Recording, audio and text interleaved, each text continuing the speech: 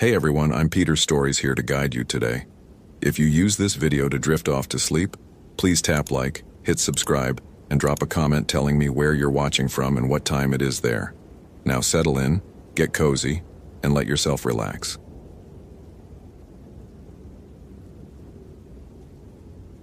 Olympic National Park, Washington, October 17, 2024, 6:47 a.m. Marcus Hayes had been a ranger at Olympic National Park for 20 years, but the morning mist rolling through the Hoh rainforest still made him pause in reverence. The ancient Sitka spruces and western hemlocks disappeared into the fog above, their moss-draped branches creating a natural cathedral that had stood for centuries. At 45, his knees complained more than they used to during the steep climbs, but Marcus wouldn't trade this job for anything. The forest was home, more so than the small apartment in Forks where he spent his nights. He adjusted his pack and continued along the Hoh River Trail, the routine morning patrol he'd done hundreds of times. The Roosevelt elk would be grazing in the meadow soon, and he wanted to check the new mineral lick the wildlife management team had established last month. His boots squelched in the perpetually damp earth, a rhythmic sound that matched his breathing. The radio on his belt crackled to life. "Marcus, you there? This is dispatch." He unclipped it, never breaking stride. "Go ahead, Janet. We've got a situation. Professor from the University of Washington called in about 30 minutes ago. Says his colleague hasn't returned from a research trip in your sector. Been gone 2 days now." Marcus frowned. October wasn't the ideal time for solo research trips. The weather could turn without warning, and hypothermia was a real risk for the unprepared. "Got a name and last known?" Professor Harold Whitman, anthropologist, 65 years old. He was studying Native American sites near the Upper Hoh. His colleague says Whitman was specifically looking for petroglyphs in the caves above mile marker 12. Marcus knew the area well. The caves were off-trail, technically restricted without special research permits, but academics often bent the rules when they got excited about their work. The Hoh River tribe had inhabited these forests for thousands of years, and their artifacts were scattered throughout the park, most undocumented and protected by federal law. "I'll head that way," Marcus said. "Send his description and vehicle info to my phone. Has search and rescue been notified?" "Not yet. Wanted to check with you first since you know those caves better than anyone. Give me 4 hours. If I don't find signs of him by then, we'll call in the team." Marcus picked up his pace. The caves were a good 3-hour hike from his current position, longer if he had to bushwhack through the understory. The forest grew denser as he moved deeper into the park.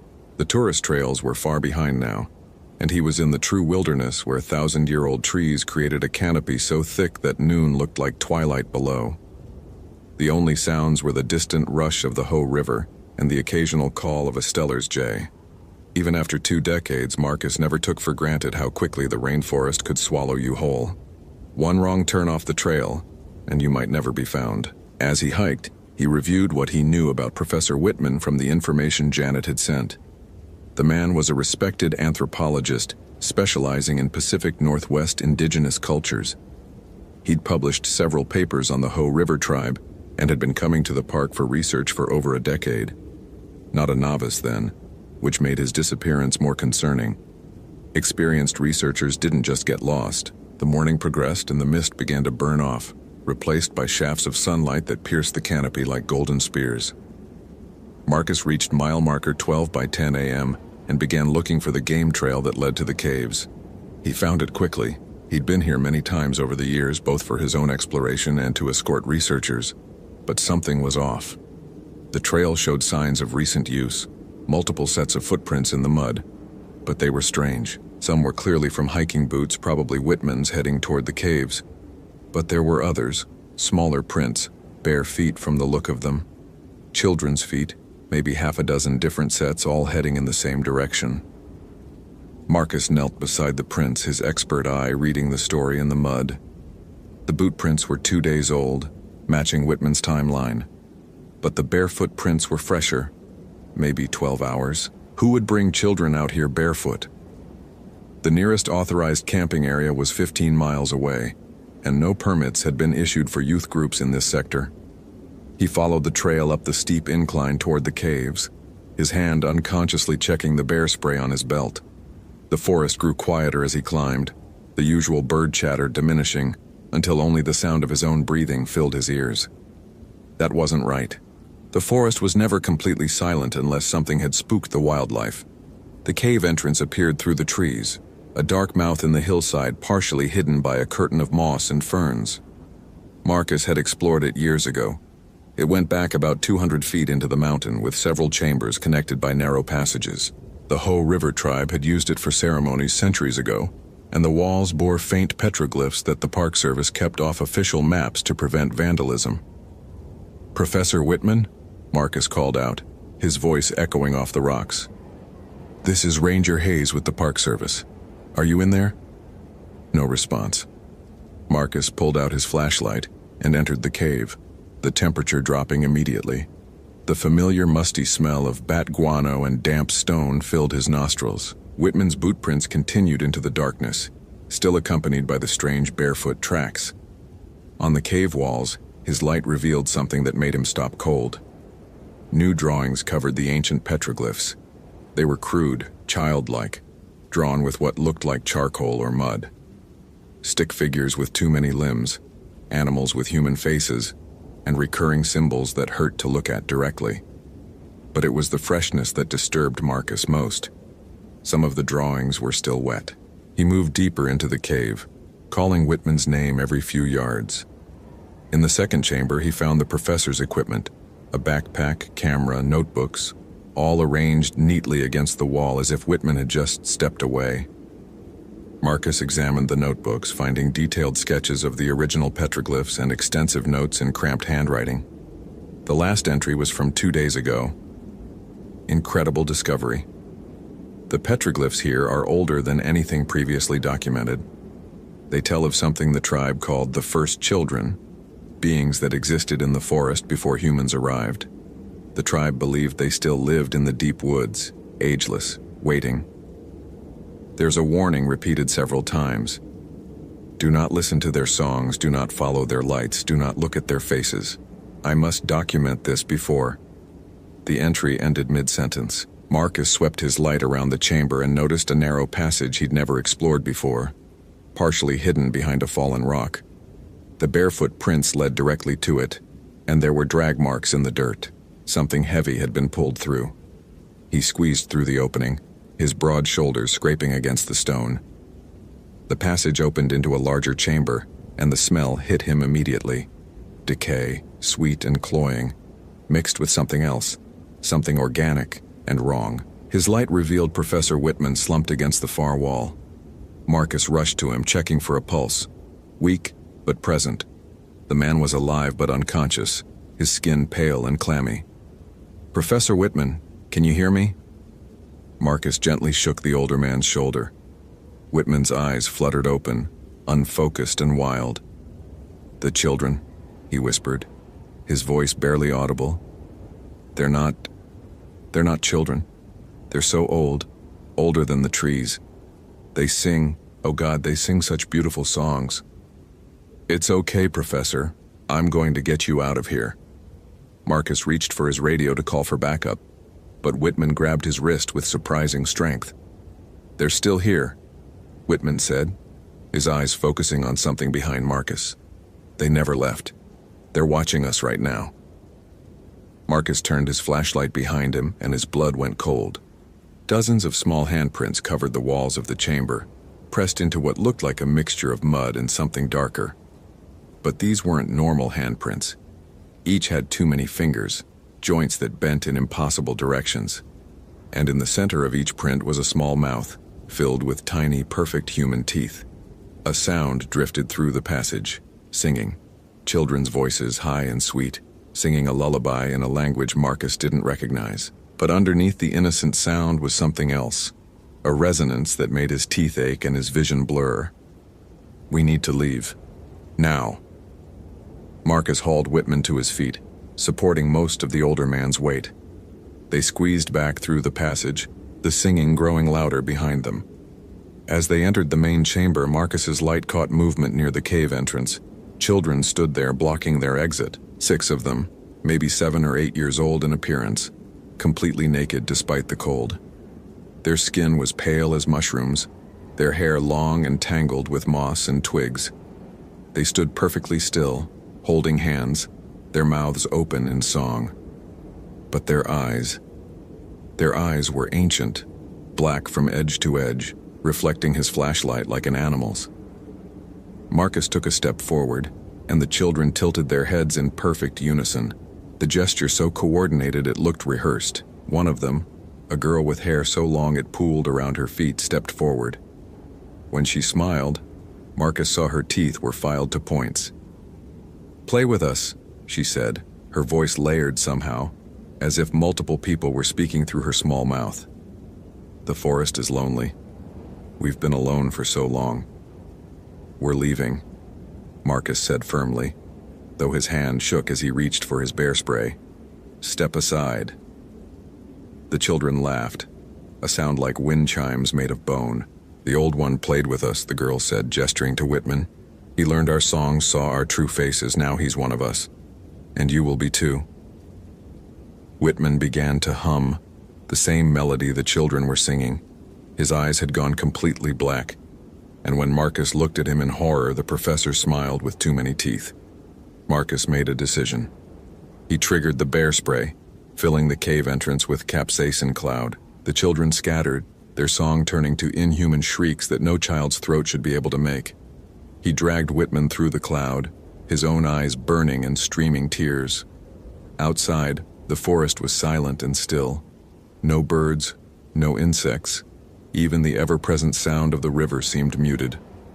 Marcus half-carried, half-dragged Whitman down the trail, his radio crackling with static every time he tried to call for help. Behind them, the singing started again, following them through the trees. "They're coming." Whitman laughed, his voice changing, becoming younger somehow. "They want to play.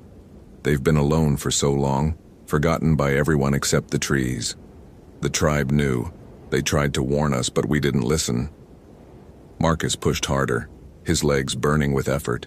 The trail seemed longer than before, twisting in directions he didn't remember. The trees pressed closer, their branches reaching down like grasping fingers.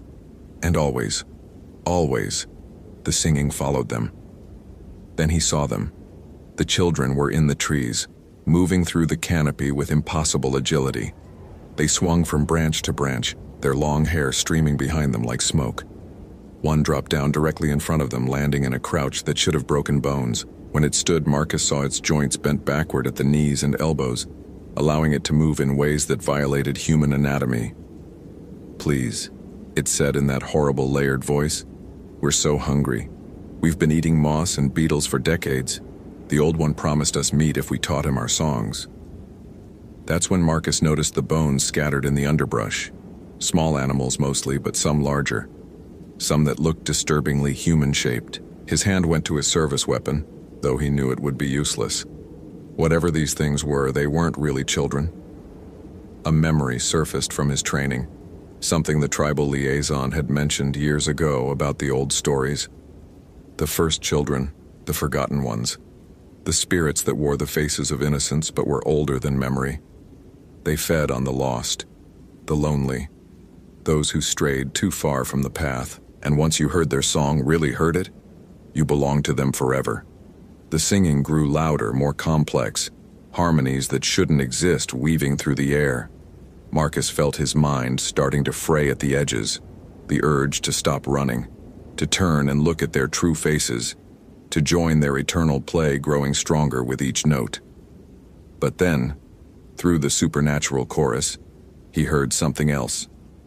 A helicopter. Search and rescue had come looking when he hadn't checked in. He fired his flare gun straight up, the red light punching through the canopy.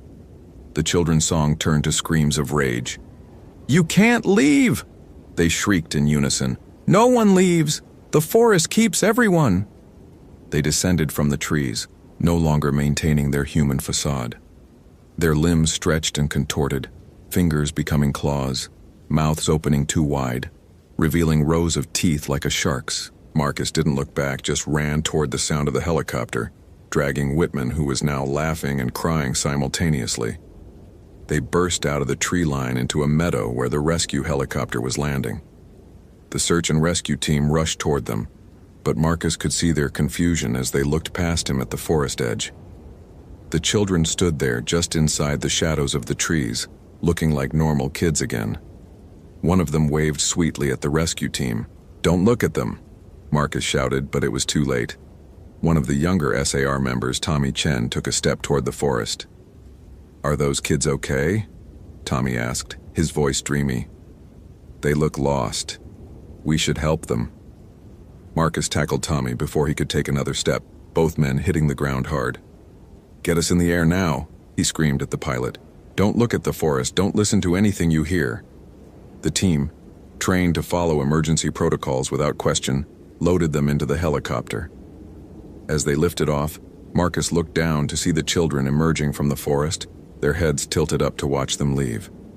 Even from height, he could see them singing, their mouths moving in perfect synchronization. Whitman was sedated and flown to Harborview Medical Center in Seattle. The official report stated he'd suffered from severe hypothermia and dehydration leading to hallucinations. Marcus filed his own report, but it was classified and buried in the Park Service archives. The caves were sealed with concrete barriers, and the area was designated as permanently restricted, off-limits even to researchers. But Marcus knew it wouldn't matter. 3 weeks later, he was doing paperwork in the ranger station when the call came in. Professor Whitman had walked out of the hospital in the middle of the night, leaving only a note. "The children are calling. They taught me such beautiful songs." His body was never found. Marcus tried to return to his normal routine, but the forest felt different now. He could feel them watching from the deep woods, waiting. Sometimes, on quiet mornings when the mist was thick, he swore he could hear singing carried on the wind. Children's voices, sweet and innocent, calling him to come play. The other rangers noticed his change. He refused any assignments near the Ho River's upper reaches, wouldn't patrol alone anymore, and had developed a habit of constantly checking behind him on trails. They thought he was having some kind of breakdown, maybe PTSD from the Whitman rescue. 6 months passed. Marcus was considering early retirement, maybe moving somewhere with no forests at all. Arizona maybe, or Nevada. Somewhere the trees couldn't watch him. He was packing up his apartment in Forks when he heard it. Children singing outside his window. That same horrible, beautiful melody that had followed him out of the cave. He looked out the window. The street was empty except for a lone child standing under the streetlight, a girl with long dark hair wearing a tattered dress. She looked up at his window and smiled, revealing those filed teeth. She held something in her hands, one of his ranger badges, the spare he kept in his truck. How had she gotten it? "We miss you, Ranger Marcus," she called up to him, her layered voice carrying impossible distances. "The professor is happy with us now. He plays such fun games. Won't you come play too? The forest is lonely without you." Marcus backed away from the window, reaching for his phone to call. Who? The police? The Park Service? Who would believe him? When he looked again, the girl was gone, but the singing continued, now coming from multiple directions. They were surrounding his building. He grabbed his emergency bag and ran for his truck, but they were waiting in the parking lot. A dozen of them now, all holding hands in a circle around his vehicle, singing that damned song. Up close, he could see details he'd missed in the cave. Their skin had a subtle bark-like texture. Their hair was actually some kind of moss or lichen, and their bare feet had too many toes, spreading like roots where they touched the ground. "You can't run from the forest," they said in unison. "It's inside you now. Every time you close your eyes, you see the trees. Every time you sleep, you dream of the deep woods. You belong with us." They were right. The dreams had started the night after the rescue. Dreams of running through the forest on all fours, of climbing trees with impossible ease, of hunting things in the dark while singing ancient songs. Dreams that felt more real than his waking life. "What are you?" Marcus asked, his voice barely a whisper. The children tilted their heads, considering. "We were here first," they finally answered. "Before your kind, before the tribes, before names and words. We are what the forest dreams, What grows in the spaces between the trees? We are the ones who remember when the world was young and wild and honest. And now we're lonely, the girl added, stepping forward. So few believe in us anymore.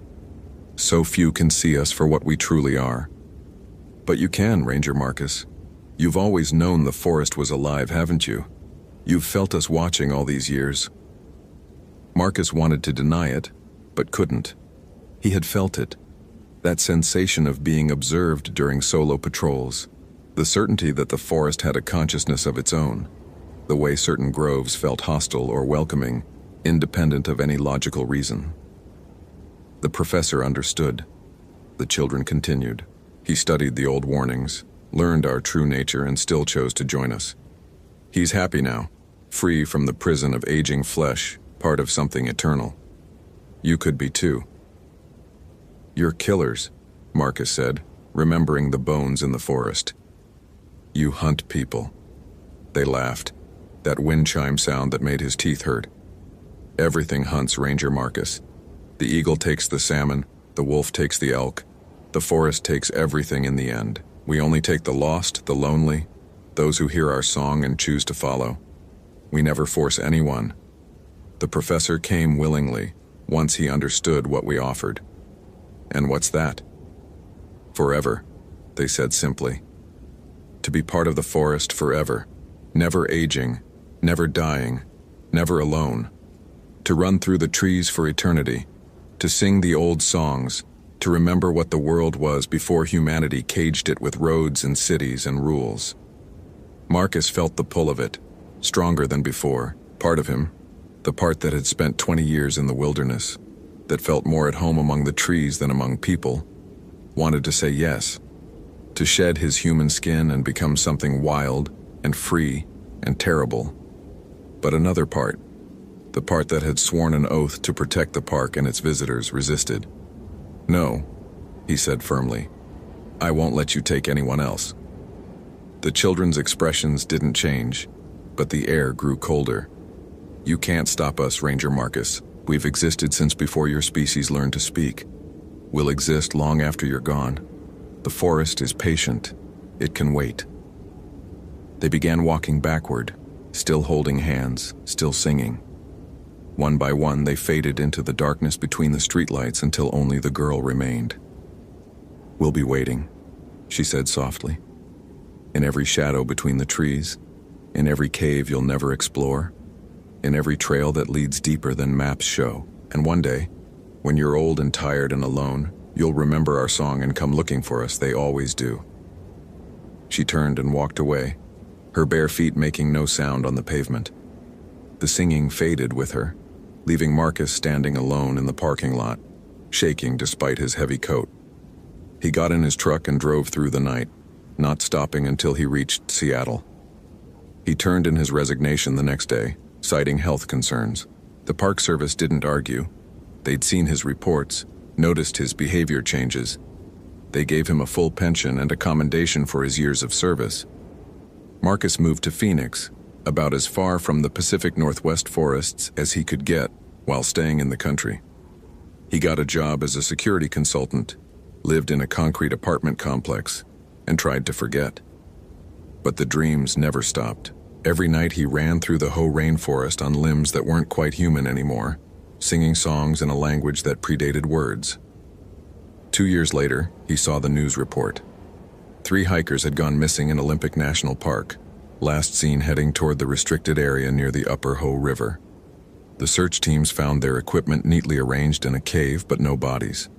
The Park Service increased the restriction zone and posted new warnings, but Marcus knew it wouldn't help. The children were getting hungrier and lonelier. That night, the dreams were different. He saw Professor Whitman, but changed. His body was elongated, his fingers stretched into twigs, his hair replaced by moss. He moved through the canopy with the same impossible grace as the children, and when he smiled, his mouth opened too wide. "It's not so bad, Marcus," Whitman said in the dream, his voice layered like theirs now. "I understand everything now. The petroglyphs were warnings, yes, but also invitations. The tribe knew what the children were, and some chose to join them. They became the spirits of the forest, the guardians of the wild places. That's all we are, the part of humanity that chose the trees over civilization. "You're not human anymore," Marcus said. "No," Whitman agreed. "I'm something better. Something that will outlive cities and nations and the very memory of what humanity was. When the last human dies, we'll still be here, singing in the forests, keeping the old ways alive." Marcus woke gasping, his sheets soaked with sweat. He could still hear the singing, faint but persistent, carried on a wind that shouldn't exist in his climate-controlled apartment. He went to the window and looked out at the Phoenix skyline, all concrete and glass and electric light. But in the reflection, he saw trees. The forest, somehow, was looking back. He lasted another year before the isolation broke him. He'd tried dating, making friends, building a life in the desert, but nothing felt real anymore. Every conversation was hollow compared to the layered voices of the children. Every human connection felt temporary compared to what they offered. He was 68 now, his body beginning to fail, his knees shot from decades of hiking. The doctor said he'd need replacement surgery soon, would probably be in a wheelchair within 5 years. That's when the letter arrived. No postmark, no return address, just his name written in a child's unsteady hand. Inside was a single photograph, the Hoh rainforest in morning mist, the trees impossibly tall and green. And at the bottom, written in what looked like mud, "We're still waiting." Marcus stared at the photo for hours. He could smell the forest through the paper somehow, petrichor and moss, cedar and fern. He could hear the river rushing over stones worn smooth by centuries. He could feel the soft earth under his feet, see the filtered sunlight through the canopy. He bought a plane ticket that night. The Olympic Peninsula hadn't changed much in 3 years. Forks was still a sleepy logging town trading on twilight tourism. The park entrance still had the same weather-worn welcome sign. But Marcus felt different returning to it, like a salmon finally reaching its spawning ground. He didn't check in at the ranger station, didn't file a hiking permit. He just parked at the trailhead and walked into the forest as the sun set. His knees didn't hurt anymore, adrenaline maybe, or something else. The trail felt familiar under his feet, every root and stone exactly where he remembered. He hiked through the night, not needing a flashlight. The moon was full, and besides, he knew the way. The forest was silent except for his footsteps, as if every living thing was holding its breath. When he reached mile marker 12, the game trail was waiting, cleared of 3 years' growth as if someone had been maintaining it. The concrete barriers over the cave entrance had been shattered from the inside, chunks of rebar-reinforced concrete scattered like toys. The cave mouth yawned black and welcoming. Marcus didn't hesitate. He walked in. They were waiting in the first chamber, all of them, not just the children, but others too. He recognized some faces from missing person reports over the years, hikers and researchers who'd vanished without a trace. They stood in a circle holding hands, their bodies in various stages of transformation. Some, like Whitman, were almost completely changed, their humanity just a memory held in the shape of their faces. Others were newer, still struggling against the metamorphosis.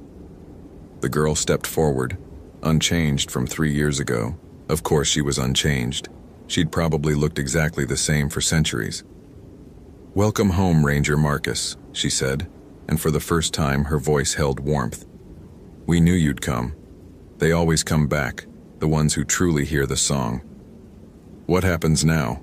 Marcus asked, though part of him already knew. "Now you choose," she said. "Stay human, age, die, become nothing but memory and dust. Or join us, become part of the eternal forest. Sing the old songs forever. The transformation isn't pleasant, but pain is temporary. What we offer is forever." Marcus looked around the cave, at the faces of the transformed.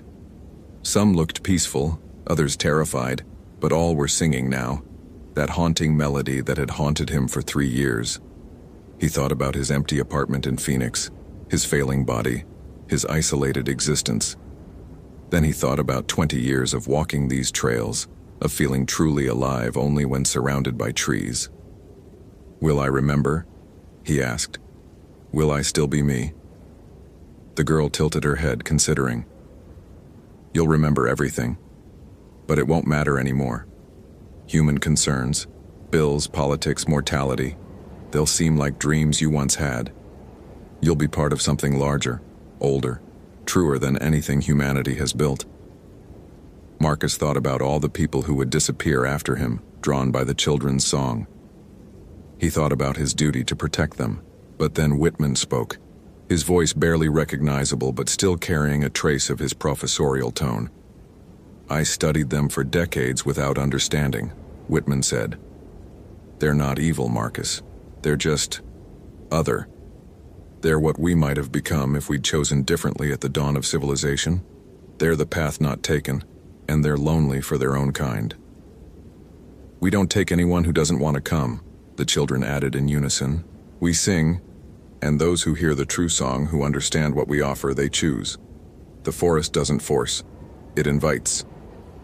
Marcus felt the last of his resistance crumble. He'd made his choice 3 years ago, really, when he'd first heard their song. Everything since had just been delaying the inevitable. "Show me," he said. The children smiled, their filed teeth gleaming in the darkness. They began to sing, but this time Marcus didn't resist. He let the melody fill him, let it reshape him from the inside out. The transformation started in his bones, a deep ache that became agony and then transcended pain entirely. He felt his skeleton elongating, joints reversing, fingers stretching. His skin hardened, taking on the texture of bark. His hair fell out, replaced by soft moss. The human part of his mind screamed, but it was distant, unimportant. The forest was filling him. Centuries of growth and decay, the endless cycle of life and death and rebirth. He saw the world through compound eyes now, could taste the chemical signals plants used to communicate, could hear the ultrasonic calls of bats and the infrasonic groans of trees swaying in wind. When it was over, he stood transformed. His ranger uniform hung in tatters on his changed body. He was taller now, thin as a sapling but strong as an old-growth cedar. His fingers had become twigs that could still manipulate objects but could also root into soil to draw nutrients. His feet were spreading roots that could grip bark or stone with equal ease. "How do you feel?" the girl asked, though she no longer looked like a girl to his new eyes. He could see her true form now, ancient, tree-like, a perfect fusion of plant and animal, something that had never been human but had worn that shape like a costume. "Free," Marcus answered, his voice layered like theirs now, harmonizing with itself. "I feel free." They taught him to hunt in the canopy, to move through the trees faster than any human could run on the ground. They showed him how to sing the old songs that could lure the lost and lonely, how to wear the shape of innocence when needed. They shared the memories of the forest, stretching back to the Ice Age and beyond. He learned he wasn't the first ranger to join them. There had been others over the decades, protectors of the forest who'd heard the deeper call of the wild. They formed a special caste among the children, using their knowledge of human systems to keep the deep woods protected, to ensure the restricted areas stayed restricted, to misdirect searches when necessary. The hunger was the hardest part to accept. Not a physical hunger, they could survive on moonlight and rain if needed, but a spiritual hunger for companionship, for others who could hear the song. It drove them to sing, to call, to wait at the edges of civilization for those rare souls who belonged with them. Marcus took his place among them, another voice in the eternal chorus. He learned to recognize the ones who would come, the hikers who lingered too long at viewpoints staring into the forest depths, the researchers who spent more time with trees than people, the children who wandered from campsites, following fireflies deeper into the woods. Not all who heard the song would come. Most would feel a chill, a moment of inexplicable dread, and hurry back to their safe, human world. But a few, maybe 1 or 2 a year, would stop and listen, would hear the promise in the melody, would choose the forest over the city, the eternal over the temporary. 5 years after his transformation, Marcus encountered another ranger on patrol. She was young, maybe 25, with the same wonder in her eyes that he'd once had. She was investigating reports of strange singing near the restricted area, had found tracks that didn't make sense. He watched her from the canopy, his changed body invisible among the moss and branches. She was methodical, careful, taking photos of the impossible footprints, making detailed notes.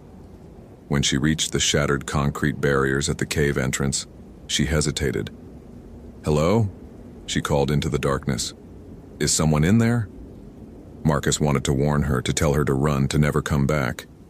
But he also recognized something in her, that deep connection to the forest, that sense of belonging among the trees rather than in towns. She would hear the song truly. He knew she would understand what they offered. So he sang. Just a few notes, carried on the wind, barely audible. She froze, her head tilted, listening. He saw the moment the song reached her, really reached her. Her eyes widened, pupils dilating. She took a step toward the cave, then another. "That's beautiful," she whispered. "What is that?" The other children joined him, their voices weaving together into something that was more than music. It was the sound of wind through leaves, of rain on bark, of seeds sprouting in dark earth. It was every sunrise the forest had ever seen, every storm it had weathered, every secret it kept. The ranger, Sarah, her name tag said, walked into the cave as if in a trance. But Marcus could see she was fully aware, fully choosing. The song didn't compel, it revealed. It showed what life could be without the constraints of mortality, society, human limitation. They were waiting for her in the chamber, the whole family of the forest. Dozens now, all the lost and lonely who'd chosen the trees over time. Sarah looked at them, really looked, not flinching from their transformed states, and Marcus saw recognition in her eyes. "I've dreamed of you," she said softly. "Ever since I was a child. I've dreamed of running through the trees forever, of being part of something ancient and wild." "Dreams are just memories of what could be," the children replied. "You've always belonged here. You've always heard our song even when you couldn't name it." Sarah looked at her ranger uniform, her radio, her human life. Then she looked at the children, at the promise of eternity among the trees. Marcus knew what she would choose before she spoke. "Show me," she said, just as he had 5 years ago. The transformation was easier to watch the second time, knowing what beauty waited on the other side of the pain. Sarah screamed, then laughed, then sang as her body reshaped itself into something between human and tree, animal and plant. When it was over, she stood among them, bark-skinned and moss-haired, her eyes black as forest pools but shining with joy. "Welcome, sister," Marcus said, his branching fingers touching hers. "Welcome to forever." Together, they returned to the canopy, to the eternal dance through the trees. More would come. They always did. The lonely, the lost, the ones who heard the deeper songs of the wild. The forest would call and a few would answer, choosing the ancient over the modern, the eternal over the temporary. And in the restricted zones of Olympic National Park, where the trails ended and the maps lied, the children of the forest would wait, patient as trees, old as stones, singing their beautiful, terrible songs. They would wait for the ones who belonged with them, the ones who understood that some prices were worth paying for forever. The Park Service would continue filing reports of missing hikers, would expand restricted areas, would post more warnings. But it wouldn't matter. The forest was patient. It had been there before humans carved out their civilizations, and it would be there after the last city crumbled to dust. And in the deepest groves, where sunlight never touched the ground, the children would play their eternal games, sing their timeless songs, and wait for the next lonely soul to hear their call, because everyone belonged somewhere, and some belonged to the forest, forever.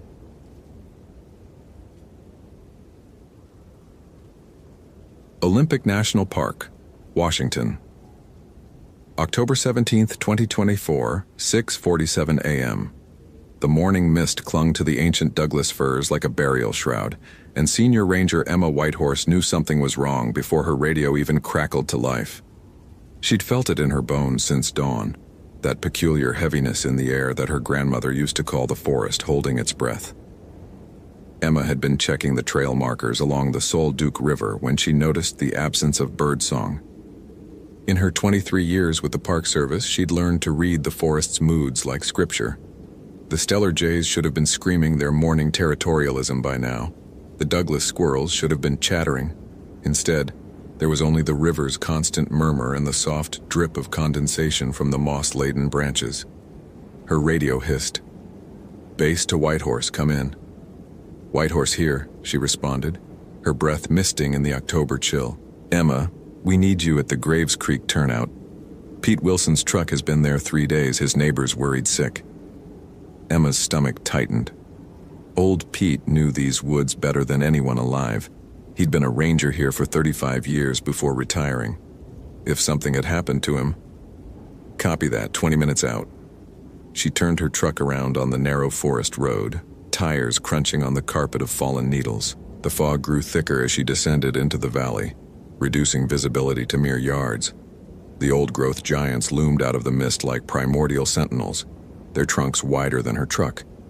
Some of these trees had been standing when her ancestors first walked these paths, long before European ships ever touched the Pacific shore. Pete's battered Ford pickup sat alone in the turnout, covered in a fine layer of moisture and fallen leaves. Emma parked beside it and climbed out, her boots squelching in the saturated earth. The driver's door was unlocked, keys still in the ignition. Pete's walking stick, a gnarled piece of oak he'd carved himself, leaned against the passenger seat. She keyed her radio. "Vehicle located. No sign of Wilson. Beginning trail search." "Copy that. Want us to send backup?" Emma studied the trailhead. Pete's boot prints were still visible in the mud, heading into the forest along the abandoned Graves Creek mining trail. That trail had been officially closed since the 1970s, after a series of disappearances that were never properly explained. Pete knew that history better than anyone. So why had he gone in there? "Not yet. Let me do an initial sweep. The old mining trail isn't on our regular patrol routes for a reason." "Be careful, Emma. That area gives everyone the creeps." She couldn't argue with that. Even her grandmother, who'd been born on the Maca Reservation 90 miles northwest, had warned her about certain places in these mountains. Places where the old spirits hadn't been properly laid to rest. Places where things that predated human memory still lingered. Emma grabbed her pack and started down the trail. Pete's tracks were easy to follow at first, the methodical gait of an experienced woodsman who knew where he was going. But about a half-mile in, something changed. The footprints became erratic, sometimes doubling back, sometimes veering off trail into the underbrush. In one muddy section, it looked like he'd been running. The fog seemed to thicken with every step, muffling sound until even her own breathing seemed distant. The massive cedars and hemlocks created a cathedral of green shadows, their canopy so thick that only the faintest light filtered through. Moss hung from branches like tattered curtains and nurse logs. Massive fallen trees that had become gardens for new growth crossed the trail like ancient bones. 2 miles in, she found Pete's jacket. It hung from a branch 15 feet up, torn nearly in half. There was no blood, but the fabric had been shredded with surgical precision, as if something had peeled it off him layer by layer. Emma's hand instinctively moved to her sidearm, though she knew a Glock wouldn't help against whatever had done this. A sound drifted through the fog, soft, rhythmic, like breathing. But it was coming from underground. Emma followed the sound off trail, pushing through sword ferns and salal, until she found herself at the edge of a depression in the forest floor. It was roughly circular, maybe 30 feet across, and the vegetation around its rim was dead. Not just dead, but blackened and twisted, as if it had been burned from the inside out. At the center of the depression was a hole. It wasn't a natural formation. The edges were too perfect, carved into the bedrock with impossible precision. Strange symbols ran around the rim, not Native American, not anything Emma recognized from her anthropology degree.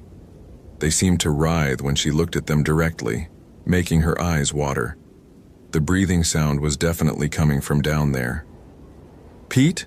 she called out, her voice swallowed by the fog. "Pete Wilson, "This is Ranger Whitehorse. Are you injured?" The breathing stopped. Then, from deep in the hole came Pete's voice, but wrong, distorted, as if he was speaking through water. "Emma, don't. Come down." "It's awake." Every instinct screamed at her to run, to call for backup, to get as far from this place as possible. But Pete was down there. 70-year-old Pete, who'd taught her how to track elk her first year on the job, who brought homemade jerky to the station every Christmas, who'd saved 3 lost hikers just last spring despite his bad hip. Emma pulled out her flashlight and rope. The beam barely penetrated the darkness of the hole, revealing rough carved steps spiraling down into the earth. The air rising from below smelled wrong, metallic and sweet like rotting fruit mixed with copper. She anchored her rope to the sturdiest tree she could find and began her descent. The temperature dropped 20 degrees in the first 10 feet. Her breath came out in clouds and frost began forming on the stone walls despite it being October. The symbols continued down the shaft, growing more complex, more disturbing. Some of them seemed to move in her peripheral vision, rearranging themselves when she wasn't looking directly at them. 30 feet down, the shaft opened into a cave. It shouldn't have existed. The geology was all wrong for this area. This was volcanic and sedimentary terrain, not limestone karst. But the cave stretched out before her, vast and impossible, its ceiling lost in darkness. Phosphorescent fungi provided a sickly green glow, revealing formations that defied natural explanation. Stalactites grew horizontally. Water flowed uphill in narrow channels, and the air itself seemed to pulse with a rhythm that matched no human heartbeat. Pete was there. He stood in the center of the cave, his back to her, completely still. His shirt was gone and his skin was wrong. It had a translucent quality like wax paper, and she could see dark shapes moving beneath it, following the lines of his veins. "Pete," she whispered. He turned slowly, and Emma bit back a scream. His eyes were gone. Not gouged out, but filled with something black and viscous that moved with its own intelligence. When he smiled, his teeth had multiplied, row after row of them extending back into his throat like a shark's maw. "She's beautiful, Emma," Pete said, his voice harmonizing with itself in impossible ways. "She's been sleeping so long, dreaming in the dark. But the mining company, they dug too deep in 71. Woke her up just a little. She took those hikers, fed on them, went back to sleep. But now she's really awake." "Pete, we need to get you to a hospital. You're sick, I'm becoming," he interrupted. "She's making me better, making all of us better. The others are already changing, can't you feel them?" Emma's flashlight beam swept the cave and she saw them.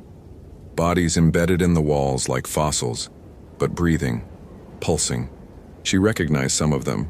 Hikers who'd gone missing over the decades, their missing persons files gathering dust in the ranger station. They were all alive, if you could call it that. Their bodies fused with the stone, feeding something deeper. At the far end of the cave, the floor sloped down into a pool of black water that reflected no light. Something vast moved beneath its surface, sending ripples that defied physics, flowing upward along the walls. "She was here before the forests," Pete continued, stepping closer. Emma could hear things crawling under his skin. "Before the mountains, before the first humans walked upright. The indigenous peoples knew. They sealed this place, made it taboo. But white men don't listen to warnings, do they? They had to dig, had to find gold." Emma backed toward the shaft, but Pete moved faster than any 70-year-old should, appearing behind her in a blink. His hand, too many fingers now, gripped her shoulder. "She needs an intermediary," he breathed, his breath smelling of deep earth and decay. "Someone who understands both worlds. Your blood is perfect, Emma. Indigenous and European. Old and new. She can use you to spread." The black pool began to bubble and something rose from it. Emma's mind refused to process what she was seeing. It was too large, too complex, too alien. It had aspects of things she recognized. Tentacles like a deep-sea creature, wings like a bat, eyes like clusters of grapes. But they were arranged in ways that made no biological sense. It existed in more dimensions than 3, parts of it sliding in and out of visible reality. The entity spoke without words, its voice appearing directly in Emma's mind like ice crystals forming on glass. I am the hunger between stars. I am the shadow cast by the first light. I have slept in the deep places, waiting for the earth to be ready for my garden. Emma's hand found the flare gun on her belt. It was a desperate, stupid move. But desperation and stupidity were all she had left. She fired it directly at the phosphorescent fungi covering the ceiling. The cave erupted in flame. The fungi burned with an intensity that shouldn't have been possible, spreading across the ceiling in seconds. The entity in the pool let out a sound that wasn't quite a scream. It was more like reality itself expressing pain. The bodies in the walls began writhing, pulling themselves free with wet, tearing sounds. Pete's grip loosened as he howled, the things under his skin fleeing the light and heat. Emma wrenched free and ran for the shaft, hauling herself up the rope, hand over hand, as the cave collapsed behind her. She could hear Pete following, no longer entirely human, making sounds no human throat could produce. She burst from the hole just as Pete's transformed hand, now a mass of writhing black tendrils, grabbed her ankle. The sunlight had finally broken through the fog, and when the rays touched Pete's altered flesh, it began to smoke and dissolve. He pulled himself partially out of the hole, and in the daylight, Emma could see what he'd become. His body had stretched and distorted, bones jutting at impossible angles, skin rippling with parasitic life. But in his eyes, his human eyes had returned for just a moment. She saw Pete. The real Pete, terrified and trapped. "Kill me," he gasped. "Please, before she takes me back, before I spread it." Emma drew her service weapon with shaking hands. Pete smiled, genuinely smiled, with what remained of his human face. "Tell Martha I loved her," he whispered.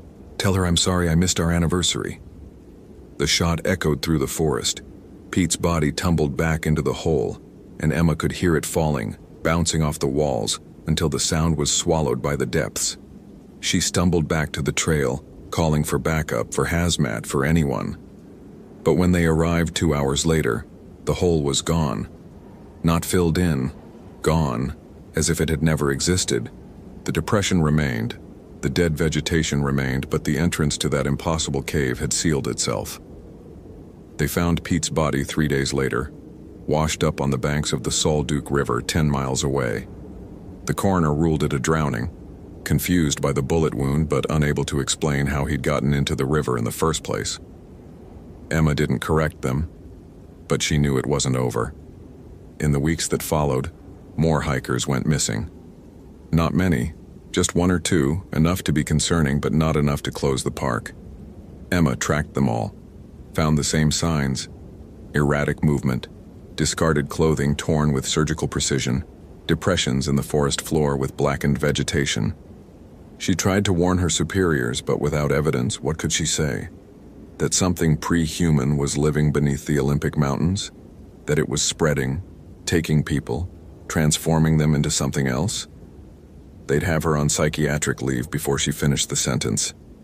So Emma did the only thing she could do. She patrolled. She watched. She guided hikers away from the danger zones with subtle misdirection. She left offerings at the old indigenous sacred sites, the way her grandmother had taught her, hoping the old protections might hold. On quiet nights at the ranger station, she researched.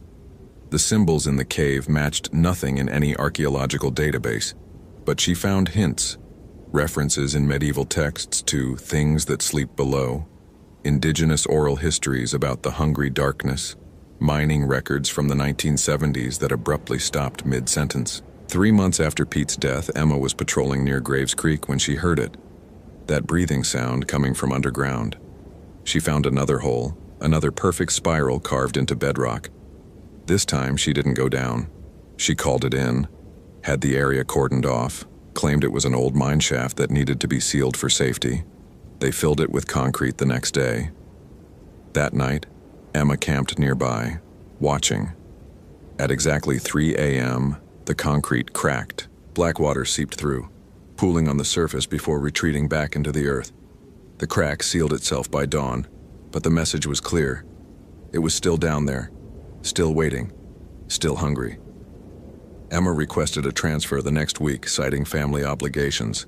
Her supervisor approved it, confused why their best senior ranger would suddenly want to leave. She couldn't explain that she wasn't running away. She was following the pattern. The disappearances weren't random. They formed a line, moving steadily northeast through the Cascades toward the populated areas of Puget Sound. The thing beneath the park was spreading, and Emma Whitehorse was the only one who knew.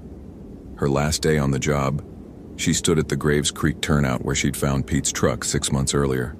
The forest looked the same, ancient, misty, magnificently indifferent to human concerns. But Emma could feel it now, that presence underground, vast and patient and utterly alien. She left an offering at the trailhead, tobacco, sage, and a small obsidian knife her grandmother had given her. It was a futile gesture, she knew. You couldn't appease something that predated human concepts of appeasement, but it felt right, necessary, a small act of defiance against the hungry darkness. As she drove away, Emma saw movement in her rearview mirror. A figure stood at the forest edge, watching her leave. It might have been human once. It raised one too many jointed hand in what could have been a wave or a warning. She didn't stop. She had work to do, people to warn, a migration to track. The entity below Olympic National Park was only the first. Her research had found similar patterns globally, places where things that shouldn't exist were waking up, testing boundaries, preparing for something. Emma Whitehorse drove east into the rising sun, her truck loaded with maps, weapons, and her grandmother's journals. Behind her, the ancient forest kept its secrets, and beneath it, in the deep places where light had never reached, something vast and hungry continued to dream of the garden it would make of the world. The radio crackled with the morning ranger report. Another beautiful day in Olympic National Park. All trails clear, no incidents to report. Emma turned the radio off and kept driving. In the Olympic Mountains, the breathing continued, patient and eternal, waiting for the next curious soul to dig too deep.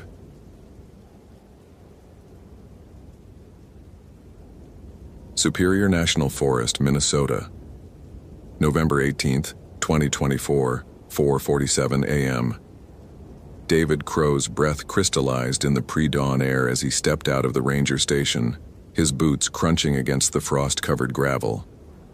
38 years of life, 20 of them spent between these ancient pines and glacier-carved lakes, and still the forest before sunrise made him pause.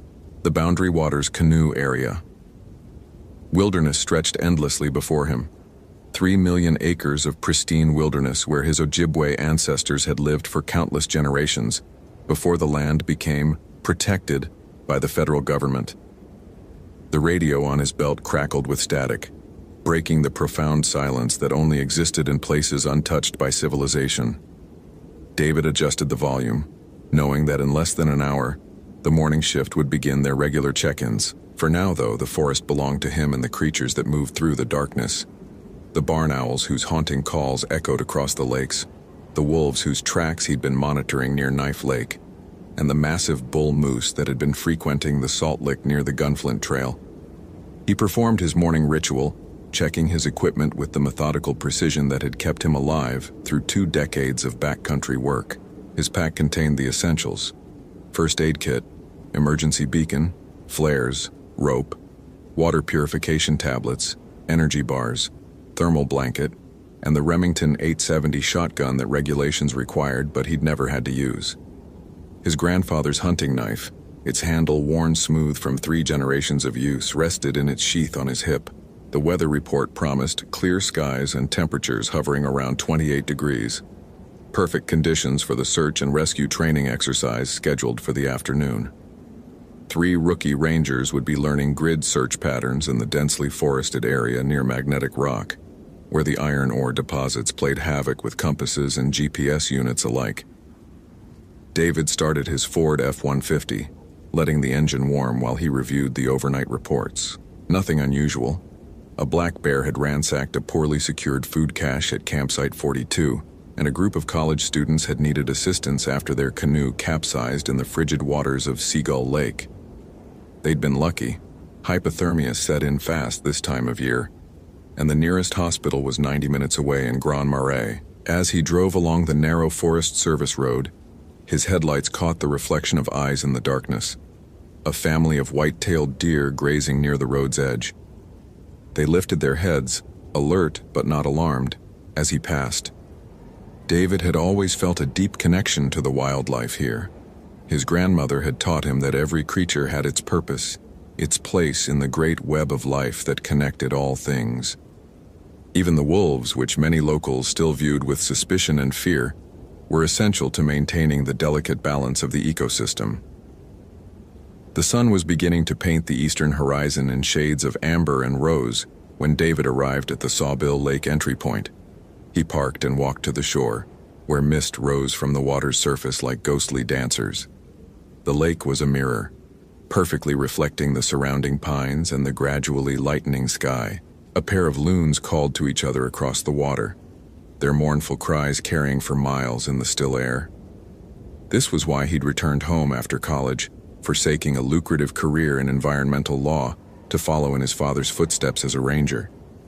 The forest was in his blood, its rhythms as familiar as his own heartbeat.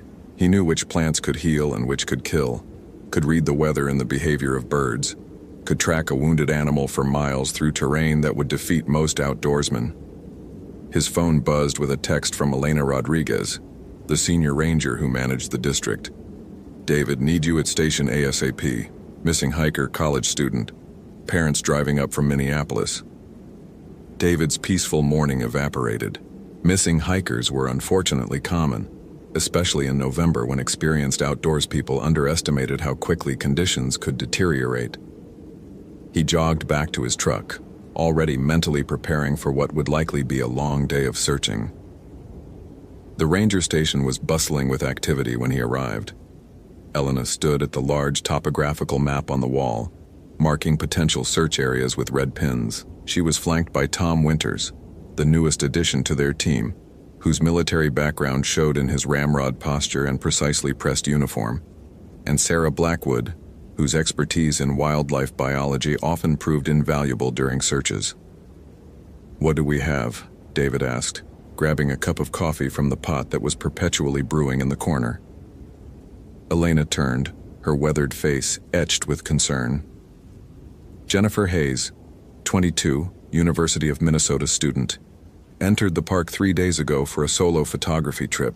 She was supposed to check in with her roommate yesterday evening but never called. Her car's still at the Caribou Rock trailhead.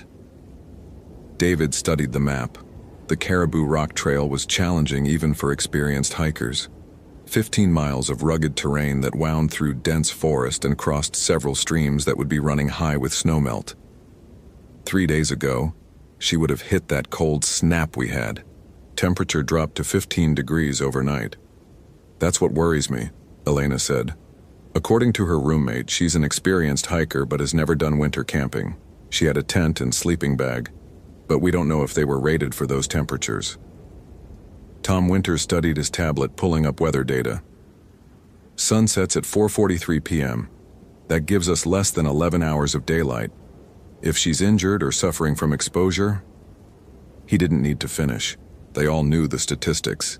In near-freezing temperatures, an injured hiker could succumb to hypothermia in a matter of hours.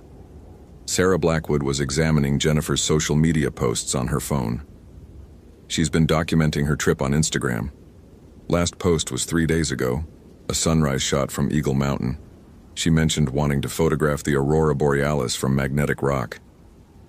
David's blood ran cold. His grandmother's voice echoed in his memory, speaking in Ojibwe-Moan, warning him about certain places in the forest. Magnetic Rock was one of them. A place where the old story said the boundary between worlds grew thin, where hunters who ventured too far in winter sometimes returned changed if they returned at all. "I'll take Magnetic Rock," David said, trying to keep his voice neutral. "I know that area better than anyone." Elena nodded. "Tom, you and Sarah take the main trail. Check every campsite and shelter. I'll coordinate from here and handle the parents when they arrive." Amanda Cross is driving down from the tower station to help with the search. David gathered his gear, adding extra supplies to his pack: emergency thermal blankets, chemical heat packs, high-energy gel packets. As he loaded his equipment into his truck, he noticed something that made him pause. The birds had gone silent. Not the normal quiet of morning feeding time, but an absolute absence of sound that pressed against his eardrums like a physical weight. He'd experienced this silence only once before, 15 years ago, when he'd been tracking an injured elk through a remote section of the forest. He'd found the elk eventually, or what remained of it. The carcass had been stripped of meat with surgical precision, the bones cracked open for marrow, arranged in a pattern that had made his grandfather cross himself when David described it. The drive to Magnetic Rock took 40 minutes along increasingly rough Forest Service roads. As he drove, David tried to shake off the unease that had settled in his chest. Jennifer Hayes was probably just lost, maybe nursing a twisted ankle in one of the many granite outcroppings that gave the area its name. The strange silence was just coincidence, nothing more. But his grandmother had taught him to trust his instincts, and right now, every fiber of his being was telling him something was terribly wrong. The parking area near Magnetic Rock was empty except for a blue Honda Civic with a University of Minnesota parking sticker. David called in the license plate. It matched Jennifer Hayes' registration. He examined the car carefully. No signs of struggle. Nothing unusual except for a parking ticket that had been placed 3 days ago, meaning she hadn't returned to move her vehicle as planned. David shouldered his pack and set off down the trail, his practiced eye scanning for any sign of disturbance. The path was well marked for the first 2 miles, winding through stands of paper birch and balsam fir. He found Jennifer's tracks easily enough. Size 7 hiking boots with a distinctive wear pattern on the left heel. She'd been moving at a steady pace, stopping occasionally to take photographs based on the tripod marks he found in the soft earth. As he climbed higher, approaching the magnetic anomaly that gave the rock its name, David noticed the first signs that something was amiss. The tracks became erratic, as if Jennifer had been running, then walking, then running again.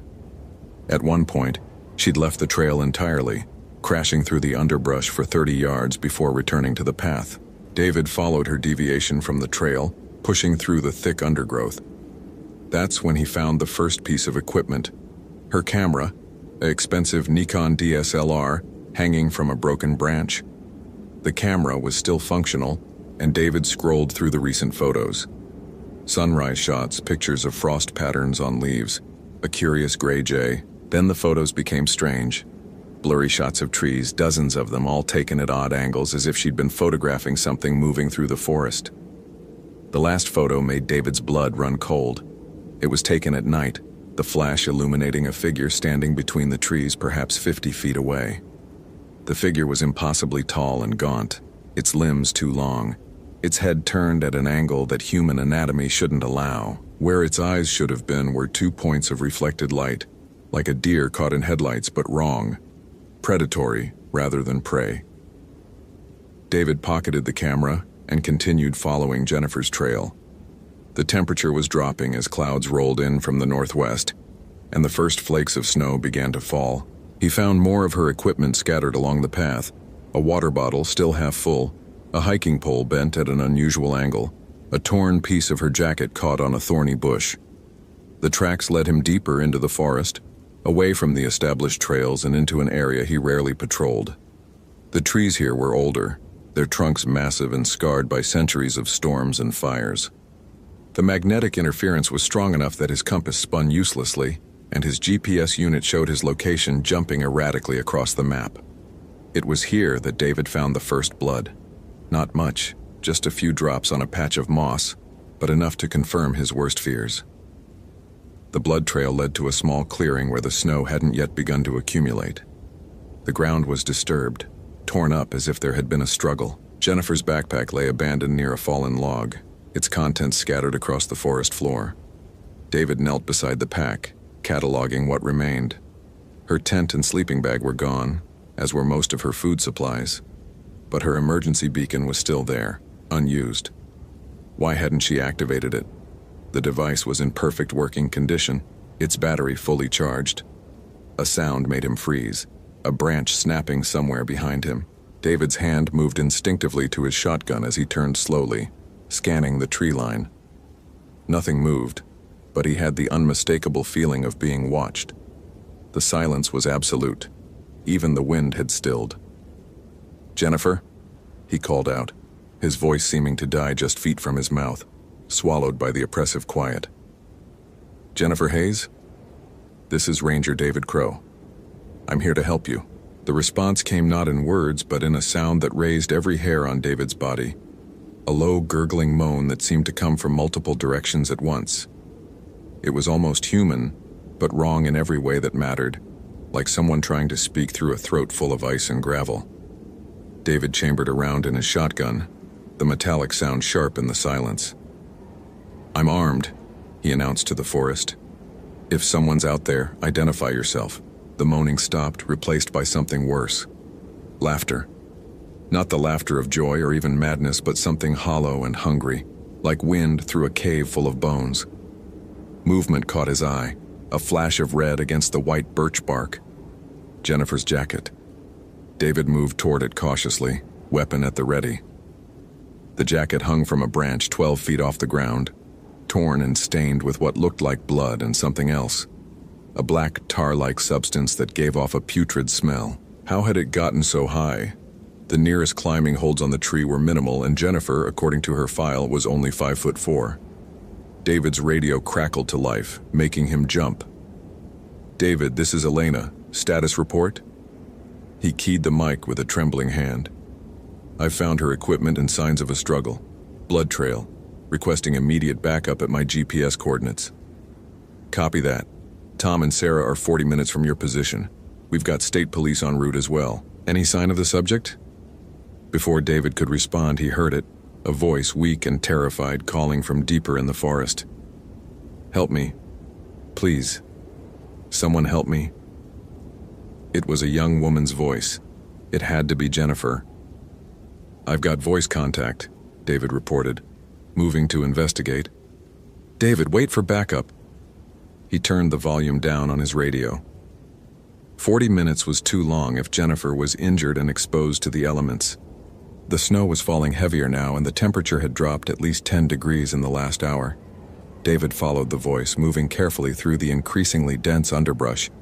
The trees seemed to press in around him, their branches reaching like gnarled fingers.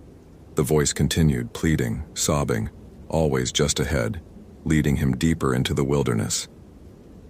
After 10 minutes of pursuit, David stopped. Something was wrong. The voice hadn't gotten any closer despite how far he'd traveled. And there was something about its quality, a repetitive nature to the pleas, like a recording being played on a loop. His grandmother's stories came flooding back.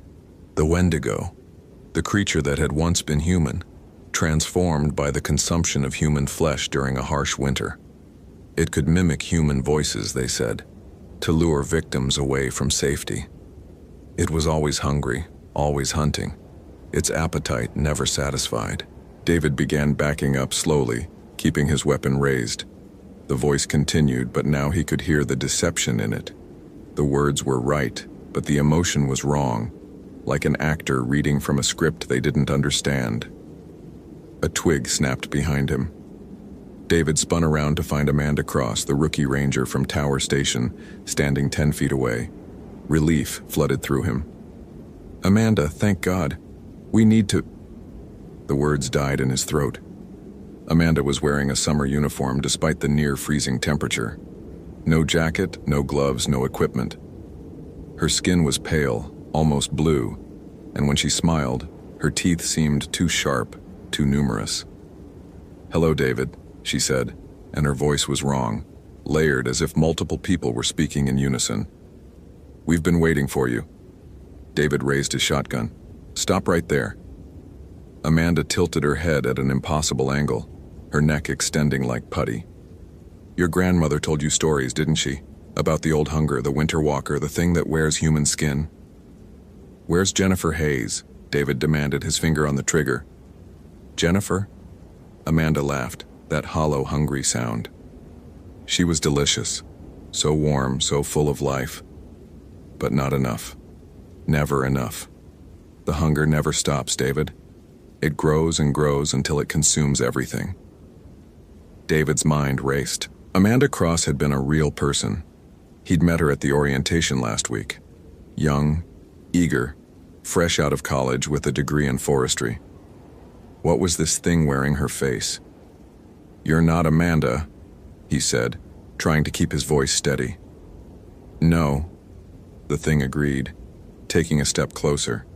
Its movements were wrong, joints bending in ways that defied human anatomy. Amanda came looking for the missing girl 2 nights ago. Alone, brave, stupid. She tasted of ambition and fear. David fired. The blast echoed through the forest, and the thing that looked like Amanda staggered back. Black ichor leaked from the wound in its chest, but it didn't fall. Instead, it laughed again.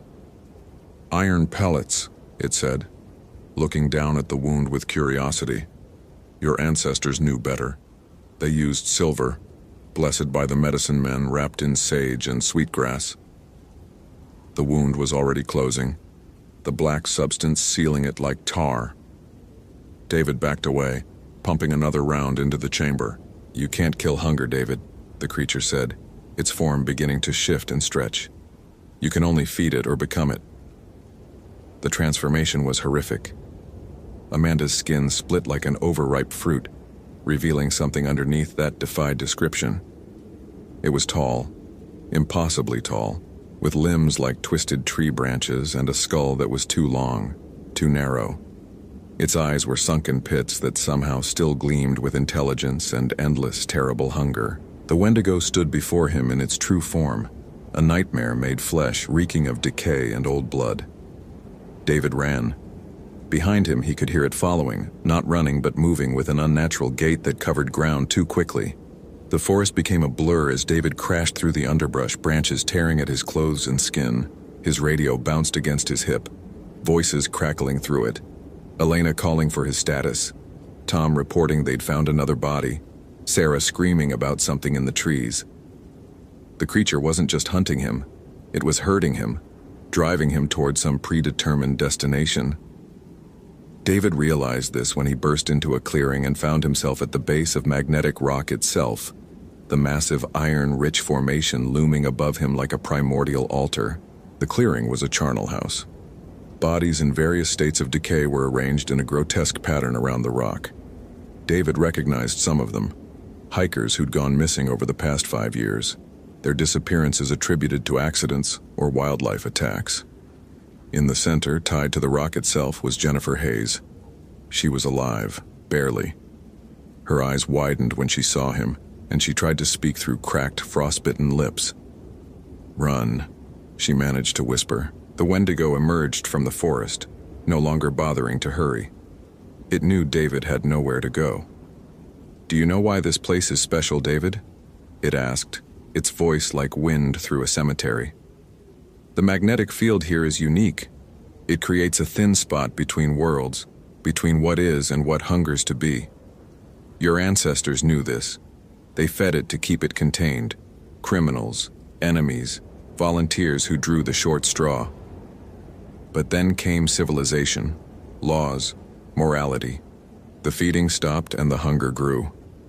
David positioned himself between the creature and Jennifer, his shotgun raised. "The others will be here soon. You can't kill us all." "I don't need to," the Wendigo said. "I only need one more. The hunger has grown so vast that it needs a new vessel, someone strong enough to carry it into the modern world. Someone who knows both the old ways and the new. Someone like you, David Crow." The temperature plummeted. Frost spread across the ground in spirals, and David's breath came out in thick clouds. The Wendigo began to circle them, its movements hypnotic, almost beautiful in their alien grace. "You feel it, don't you?" it whispered. "The emptiness inside, the dissatisfaction with modern life, the yearning for something more primal, more real. That's the hunger calling to you. It's been calling your bloodline for generations." David did feel something, a gnawing sensation in his gut that had nothing to do with the energy bar he'd eaten for breakfast.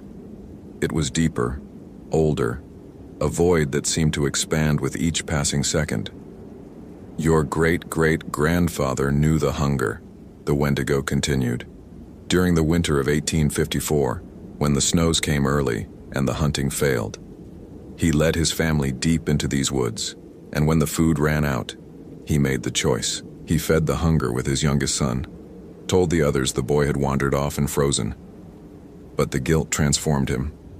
He became like me, walked these woods for 30 years before your great-grandfather finally ended him with a silver bullet blessed by 7 medicine men. David's hand shook. He'd heard fragments of this story, whispered mentions of a family shame that was never fully explained.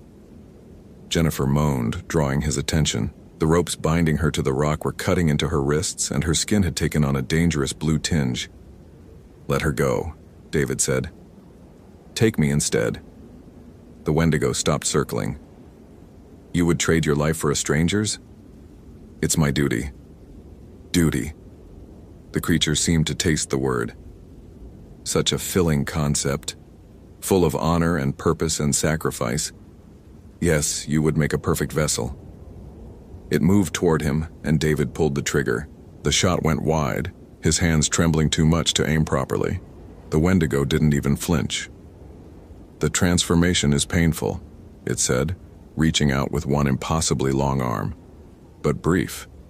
You'll feel your humanity slip away like a coat you no longer need. The hunger will fill you, become you, and you'll finally understand true freedom.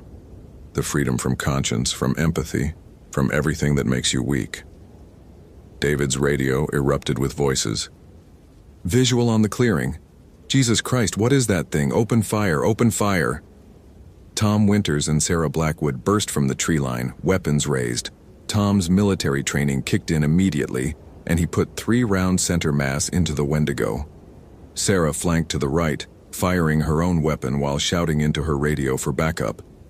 The Wendigo roared, a sound that was felt more than heard, a vibration that seemed to come from the earth itself. It turned toward the new threats, momentarily forgetting David. That was all the opportunity he needed. David dropped his shotgun and pulled his grandfather's knife, the blade that had been passed down through generations. As his hand closed around the worn handle, he remembered something his grandmother had said. The blade remembers what the mind forgets.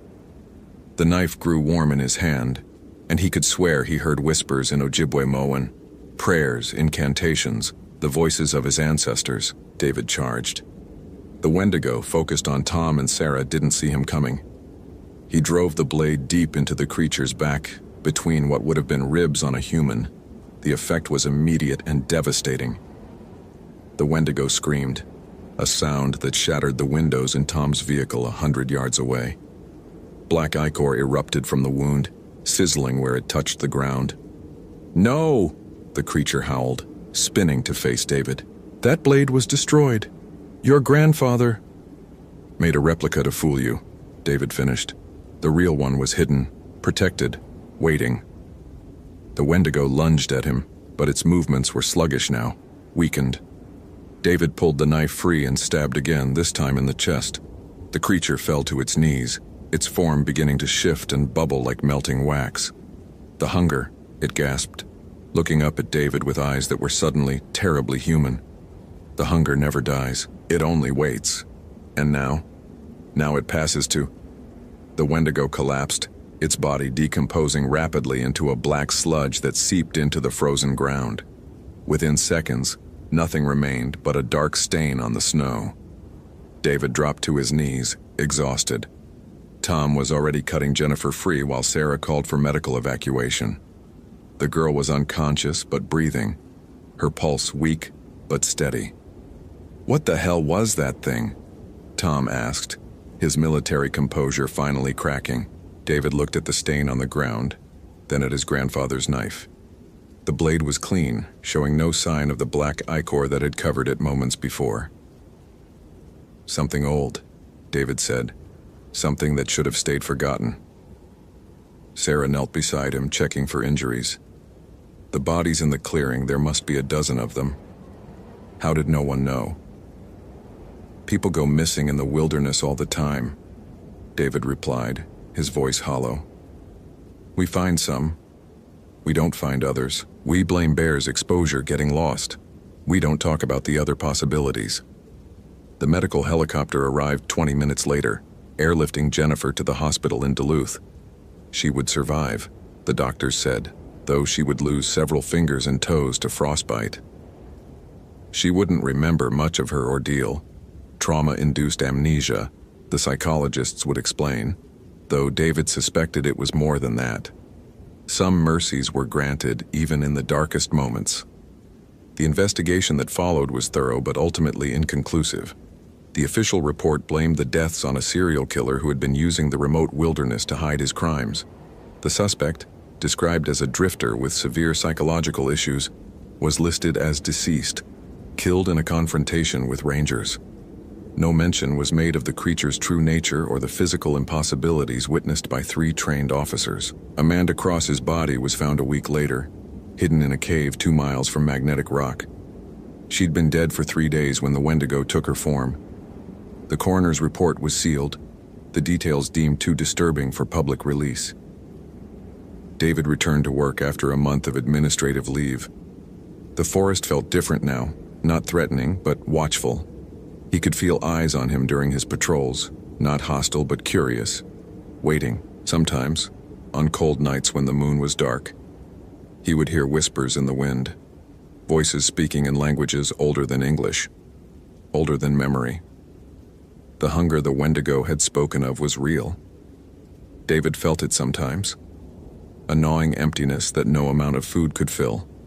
It was weaker than what the creature had carried, diluted by generations of distance from its origin. But it was there.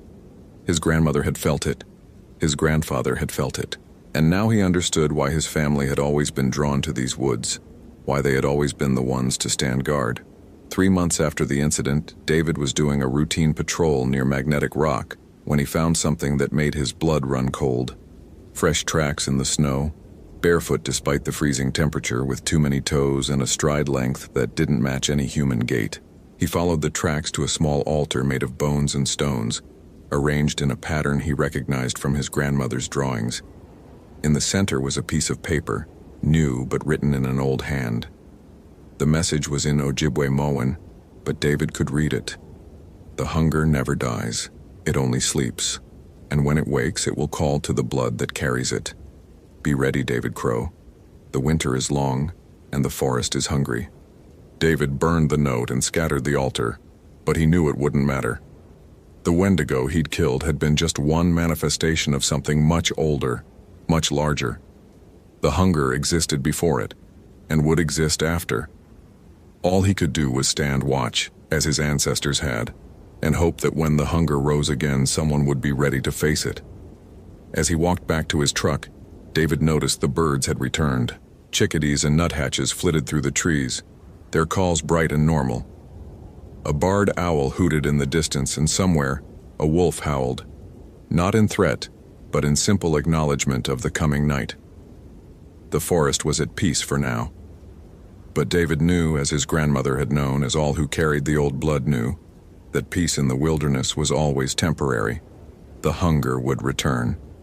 It always did, and when it did, David Crow would be waiting, his grandfather's knife sharp and ready, standing between the modern world and the ancient hunger that lurked in the spaces between the trees, in the shadows where the old gods still walked, and human flesh was just another offering to the eternal gnawing void.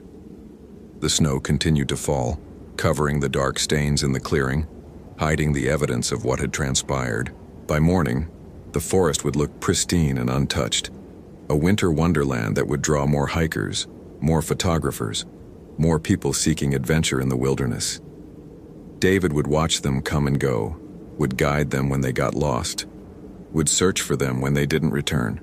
It was his duty, his burden, his inheritance. And sometimes on the coldest nights, when the aurora borealis danced across the sky and the magnetic rocks sang their ancient song, he would feel the knife grow warm against his hip and know that his watch had only just begun. The forest kept its secrets, and David Crow kept his vigil, two guardians bound by blood and necessity, waiting for the next time the hunger woke and walked on two legs through the endless winter woods of the north.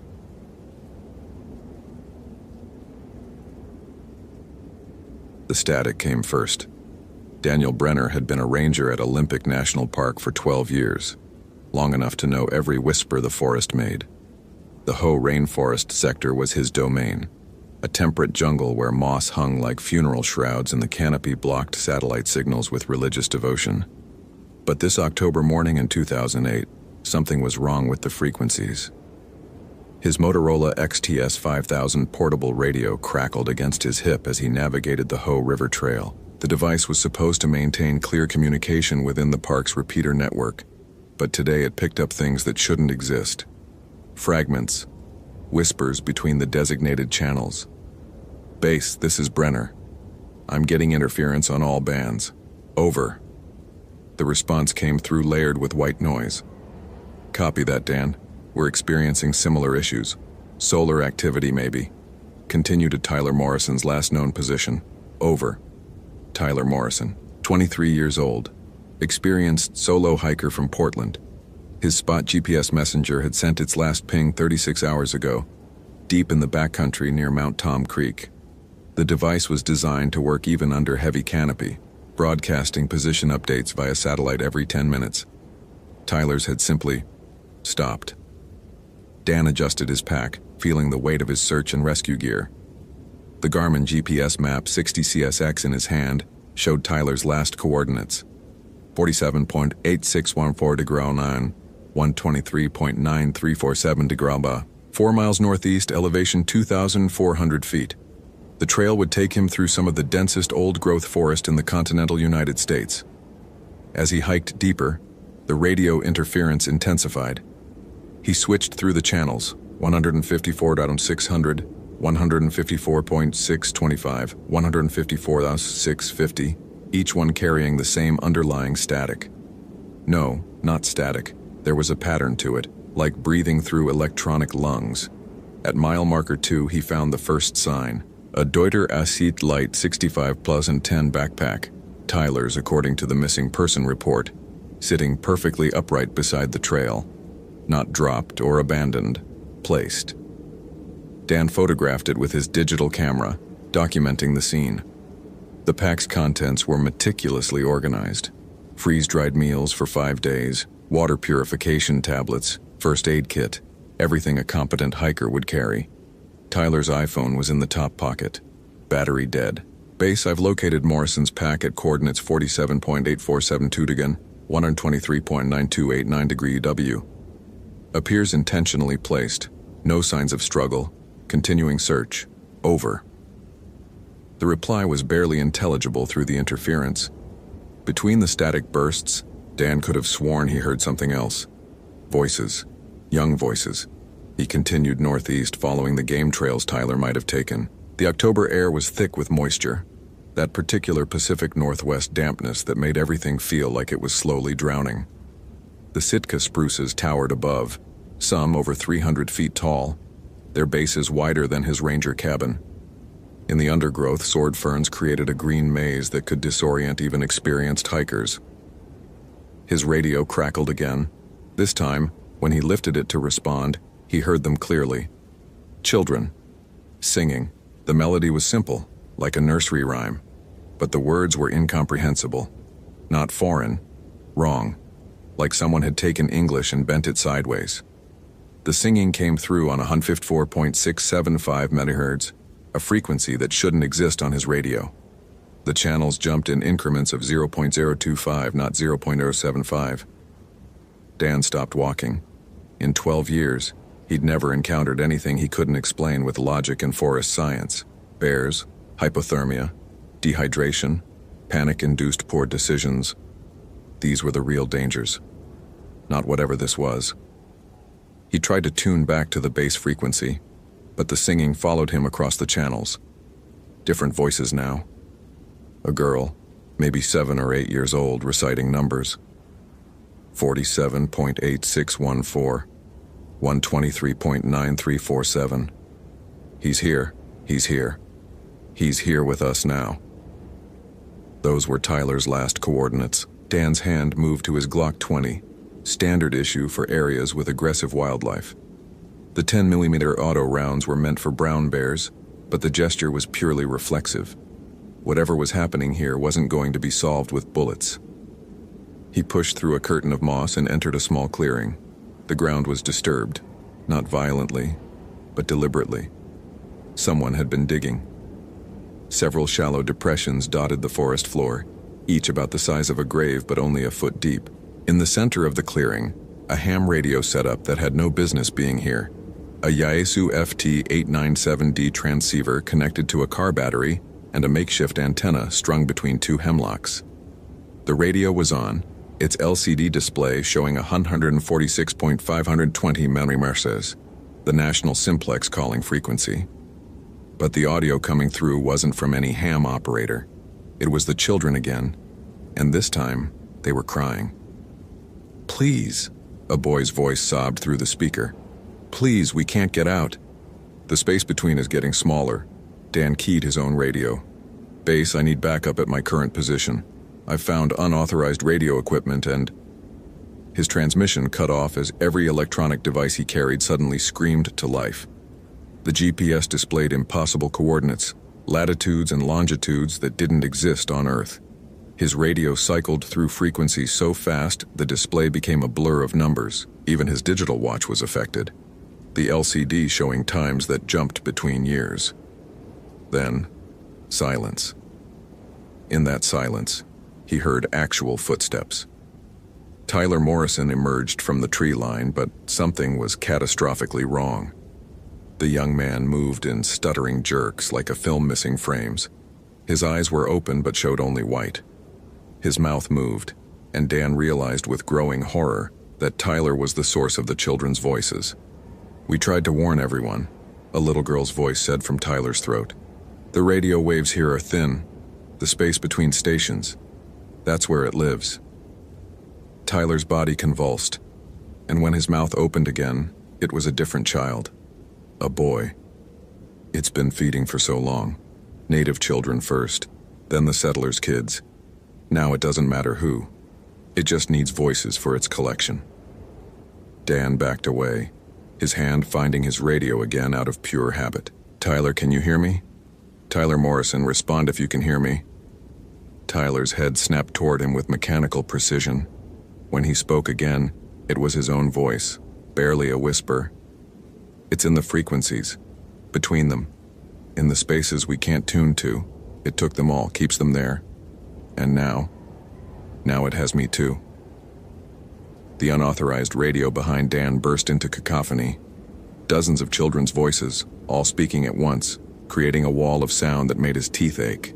Among them, he could identify patterns, counting, singing, pleading, screaming. How many children had vanished in these woods over the decades? How many missing person cases had been attributed to the dangers of the wilderness? Tyler collapsed to his knees, and when he looked up, his eyes had rolled back to normal. But the expression on his face was one of absolute terror. "It wants you to know," he gasped in his own voice. "It's been trying to tell someone for years. The children, they're not dead. They're transmitted, converted into signals, stored in the spaces between frequencies. And it needs more, always more."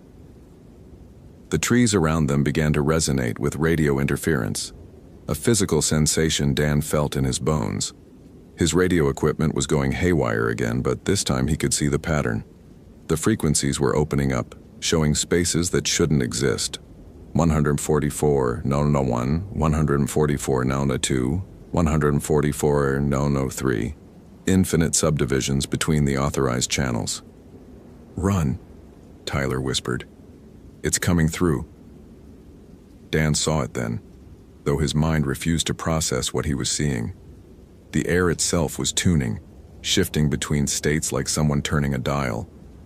In those spaces between frequencies, something vast and hungry moved. It had no true form because it existed in the gaps, in the places where signals went to die. But it had learned to speak through the children it had collected, and their voices were its lure. The thing reached through the frequency space, and where it touched reality, the forest pixelated like a corrupted digital image. Trees became vertical lines of static.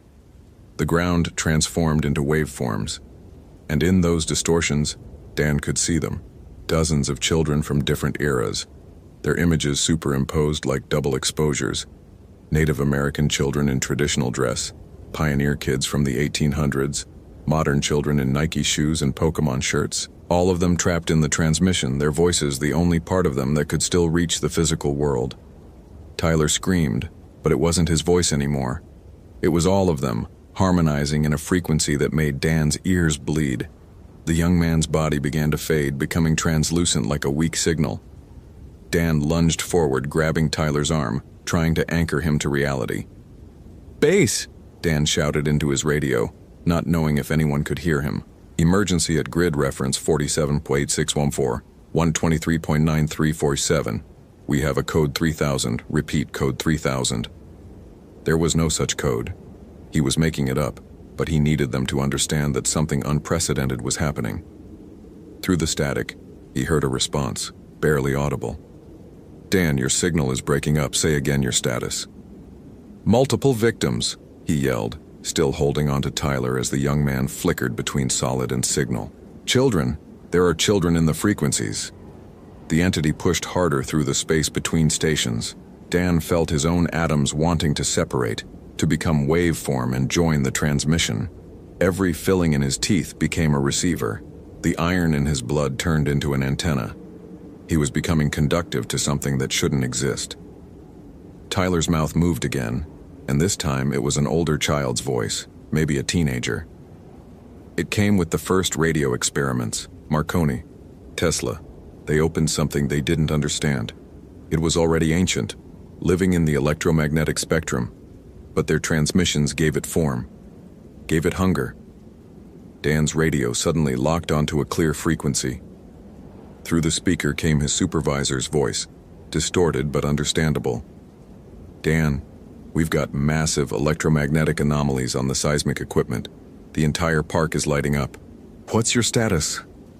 Before he could respond, Tyler's body gave one final shudder and dispersed into static. Not disappeared, dispersed. Dan could still see him, but he was spread across multiple frequencies simultaneously, his image stuttering between channels like someone rapidly turning a television dial. "No." Dan reached for where Tyler had been, but his hands passed through empty air that tasted of copper and ozone. On his radio, he could hear Tyler joining the chorus of children, his voice now part of their eternal broadcast.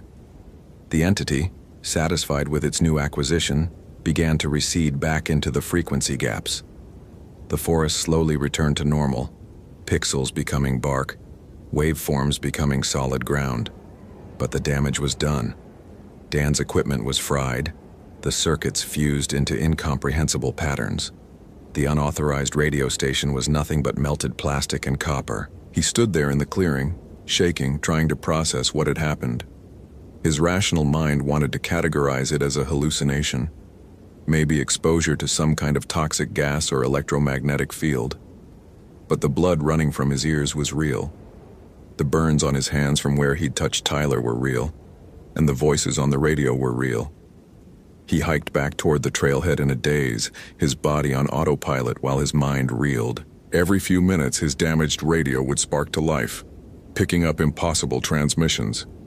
The children were always there, just outside the normal frequency ranges, trying to warn others, or simply crying for help that would never come.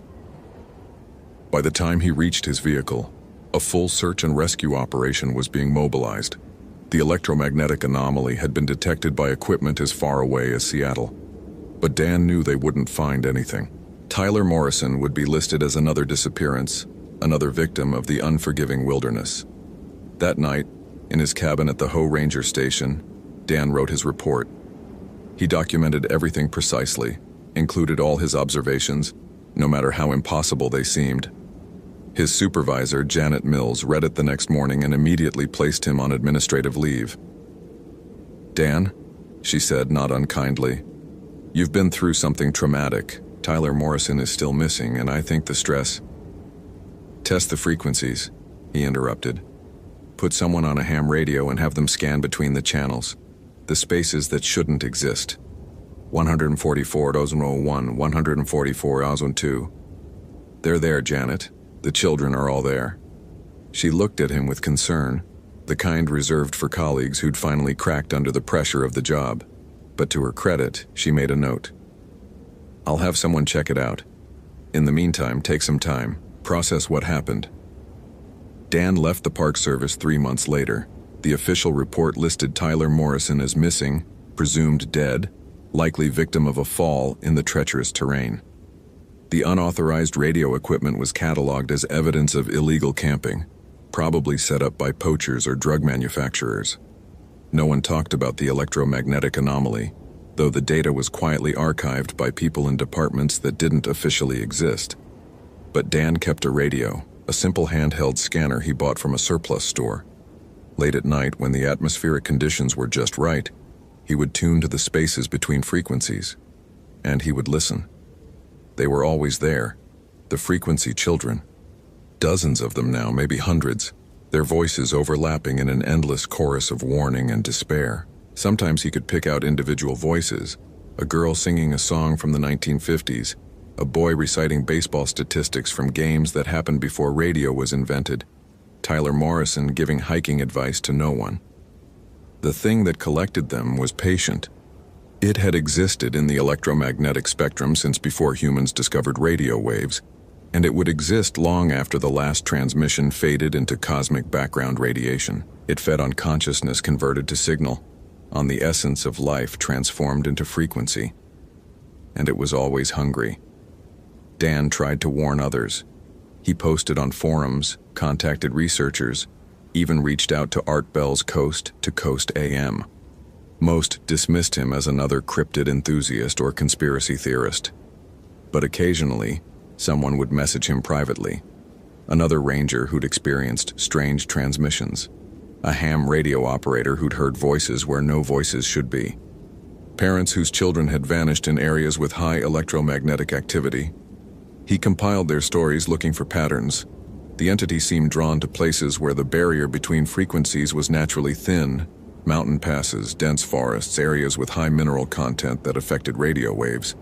It preferred children, though Dan suspected this was because their consciousness was more easily converted to signal, less anchored to physical reality. The Olympic National Park, with its massive trees and electromagnetic anomalies caused by the nearby Pacific Ocean, was a perfect hunting ground. How many missing hikers over the decades had actually been taken into the frequencies? How many voices were trapped in those impossible spaces between channels? 5 years after Tyler Morrison's disappearance, Dan received a package with no return address. Inside was an old vacuum tube radio from the 1940s, the kind that could tune to incredibly precise frequencies. There was also a note, handwritten in a child's scrawl. "The space between stations is getting crowded. It needs to expand. Soon it won't just be the wilderness. Cities have frequencies too. Help us or join us." Dan plugged in the radio that night. As the tubes warmed up, he heard them immediately, clearer than ever before. The frequency children, their voices layered like a choir of the damned. But behind them, something else. The sound of the entity itself, breathing in electromagnetic waves, growing stronger with each voice it collected. He turned the dial slowly, moving through the spaces between stations. At 88.001 FM, he heard a news broadcast from a future that hadn't happened yet, reporting on mass disappearances in Seattle. At 101.999, children were singing a song that wouldn't be written for another decade. The entity was affecting time itself through the frequencies, creating paradoxes in the electromagnetic spectrum. Then, at exactly 144.144 MHz, he heard his own voice. "Hello, Dan," his voice said from the radio, though his mouth hadn't moved. "You've been listening for so long you're already partially converted. Every night you tune in, you become more signal, less flesh. The entity appreciates your dedication. You're helping it understand how to reach more listeners." Dan jerked away from the radio, but it was too late. He could feel it now, the pull of the frequencies, the desire to dissolve into pure transmission. His body was becoming a wavering signal, solid one moment, translucent the next. The children's voices grew louder, welcoming him to their eternal broadcast. He fought it, grounding himself in physical sensation. The pain in his arthritic knee from an old hiking injury, the taste of the coffee he'd drunk that morning, the weight of his body in the chair. Slowly, painfully, he pulled himself back from the edge of dissolution. But he understood now. Everyone who listened for too long eventually joined the frequency children. The entity didn't just take people. It converted those who searched for the missing, adding their voices to the chorus. It was a self-perpetuating cycle of loss and seeking. Dan destroyed the vacuum tube radio with a hammer, but he could still hear them. Once you tuned into those impossible frequencies, you never really tuned out. They were always there, just beneath the surface of normal broadcasting, waiting. He moved to the desert, as far from the electromagnetic anomalies of the Pacific Northwest as he could get. But even in the silence of the Mojave, with no radio for miles, he could hear them when the wind was right. The frequency children, forever calling out from the spaces between stations, warning others about the thing that collected voices like others collected stamps. Tyler Morrison's parents never got closure.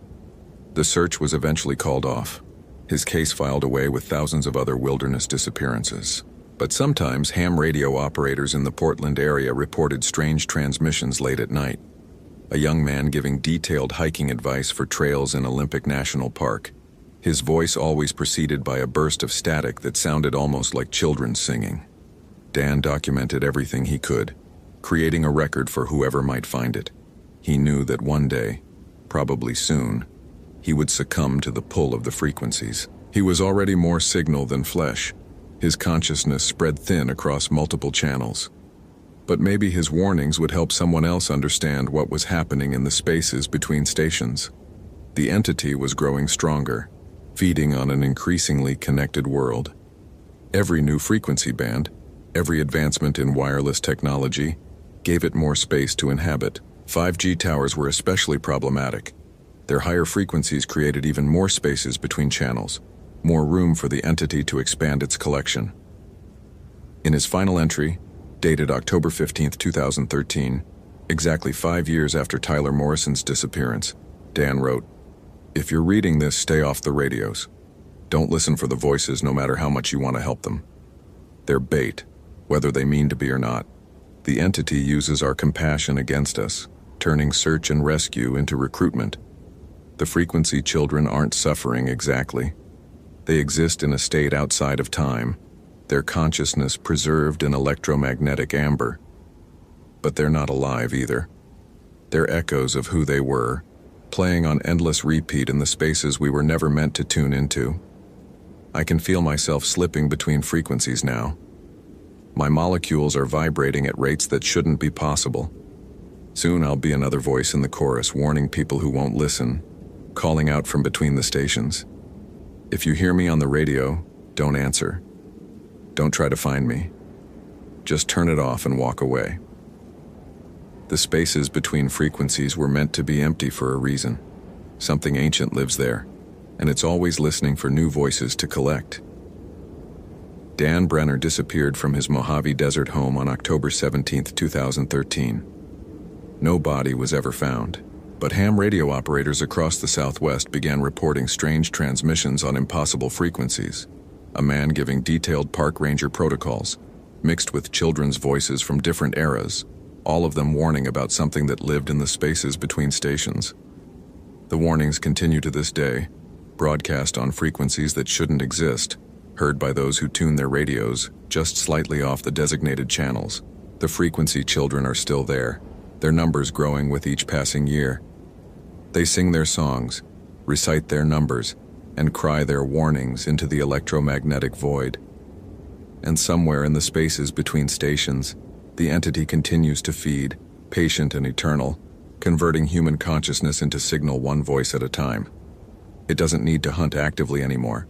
Curious ham radio operators, ghost hunters with spirit boxes, children playing with their parents' old radios, they all eventually find their way to those impossible frequencies. The spaces between stations are getting crowded, just as the note warned. The entity needs more room, more frequencies, more voices for its collection.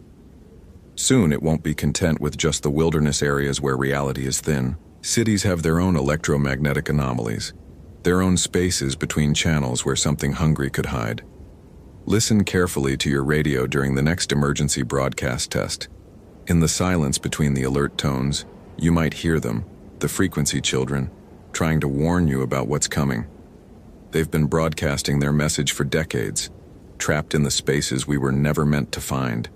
Their voice is the only proof that they ever existed at all, but whatever you do, don't try to answer them. Don't tune to the spaces between stations, and if you hear your own voice coming through the static, calling to you from a frequency that shouldn't exist, turn off the radio immediately. It might already be too late.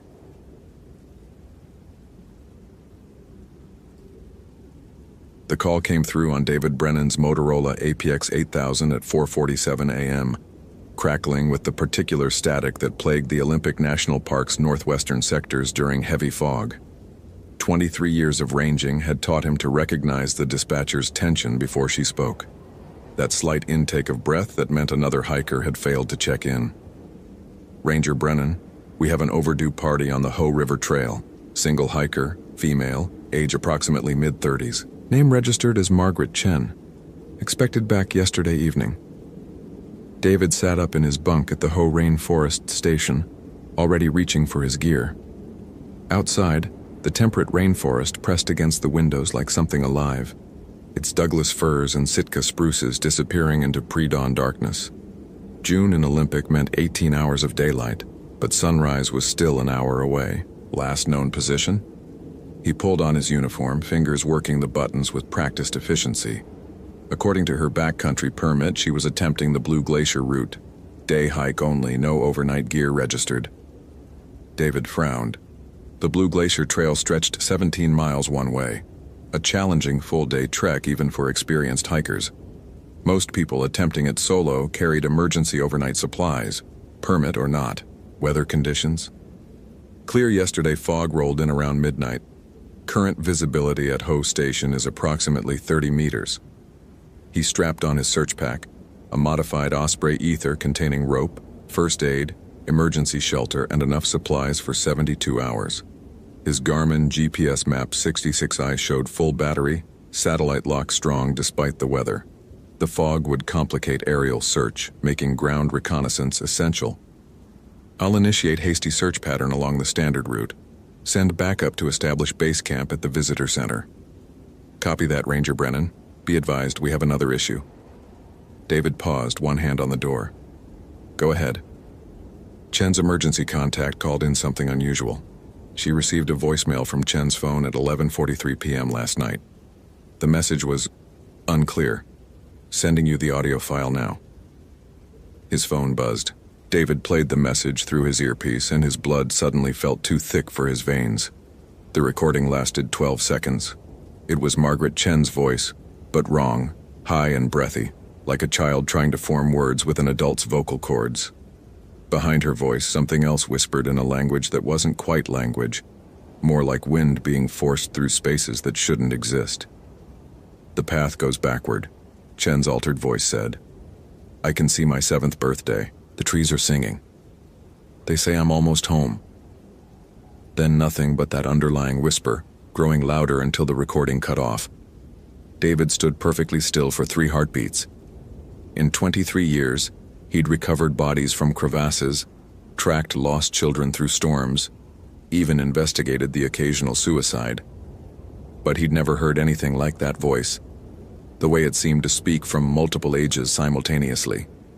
He clicked his radio. Dispatch, I'm heading out. Send that audio to my tablet for analysis en route. The Ho River Trail began innocuously enough, a well-maintained path winding through cathedral groves of old-growth forest. David's headlamp carved a tunnel through the fog, illuminating sword ferns that stood shoulder-high and moss that draped from branches like ancient curtains. He moved at a steady pace, calling Chen's name every 100 meters, pausing to listen for response. His GPS tracked his progress. 1 mile, 2, 3. The fog grew denser as he climbed, reducing visibility to less than 20 feet. At mile marker 4, he stopped. The trail split here, the main path continuing toward Blue Glacier, while a smaller track branched north. According to his digital maps, No official trail existed in that direction, yet the path was clearly worn, old enough that roots had been polished smooth by countless boots. David studied his GPS. The screen flickered, coordinates jumping wildly before stabilizing. The magnetic compass on his backup navigation spun lazily, unable to find north. He pulled out his phone to photograph the unmarked trail, but the camera app crashed repeatedly. He knelt, examining the ground with his flashlight. Fresh boot prints led down the unnamed path, a women's size 7 or 8 matching Chen's description. But underneath those prints were others, dozens of them, all heading the same direction. None returned. David marked the GPS waypoint manually and followed the prints. The unmarked trail descended into a valley that shouldn't exist. His topographical maps showed a gradual incline toward Glacier Meadows, but here the path dropped sharply, switchbacking through trees that grew progressively stranger.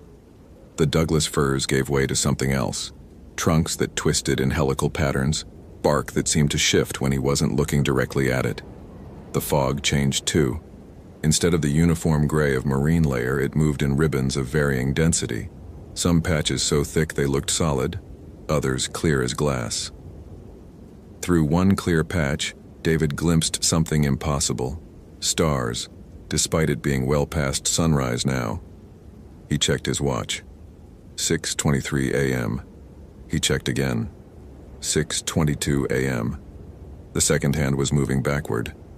David stopped walking. His training covered medical emergencies, wilderness survival, even aggressive wildlife.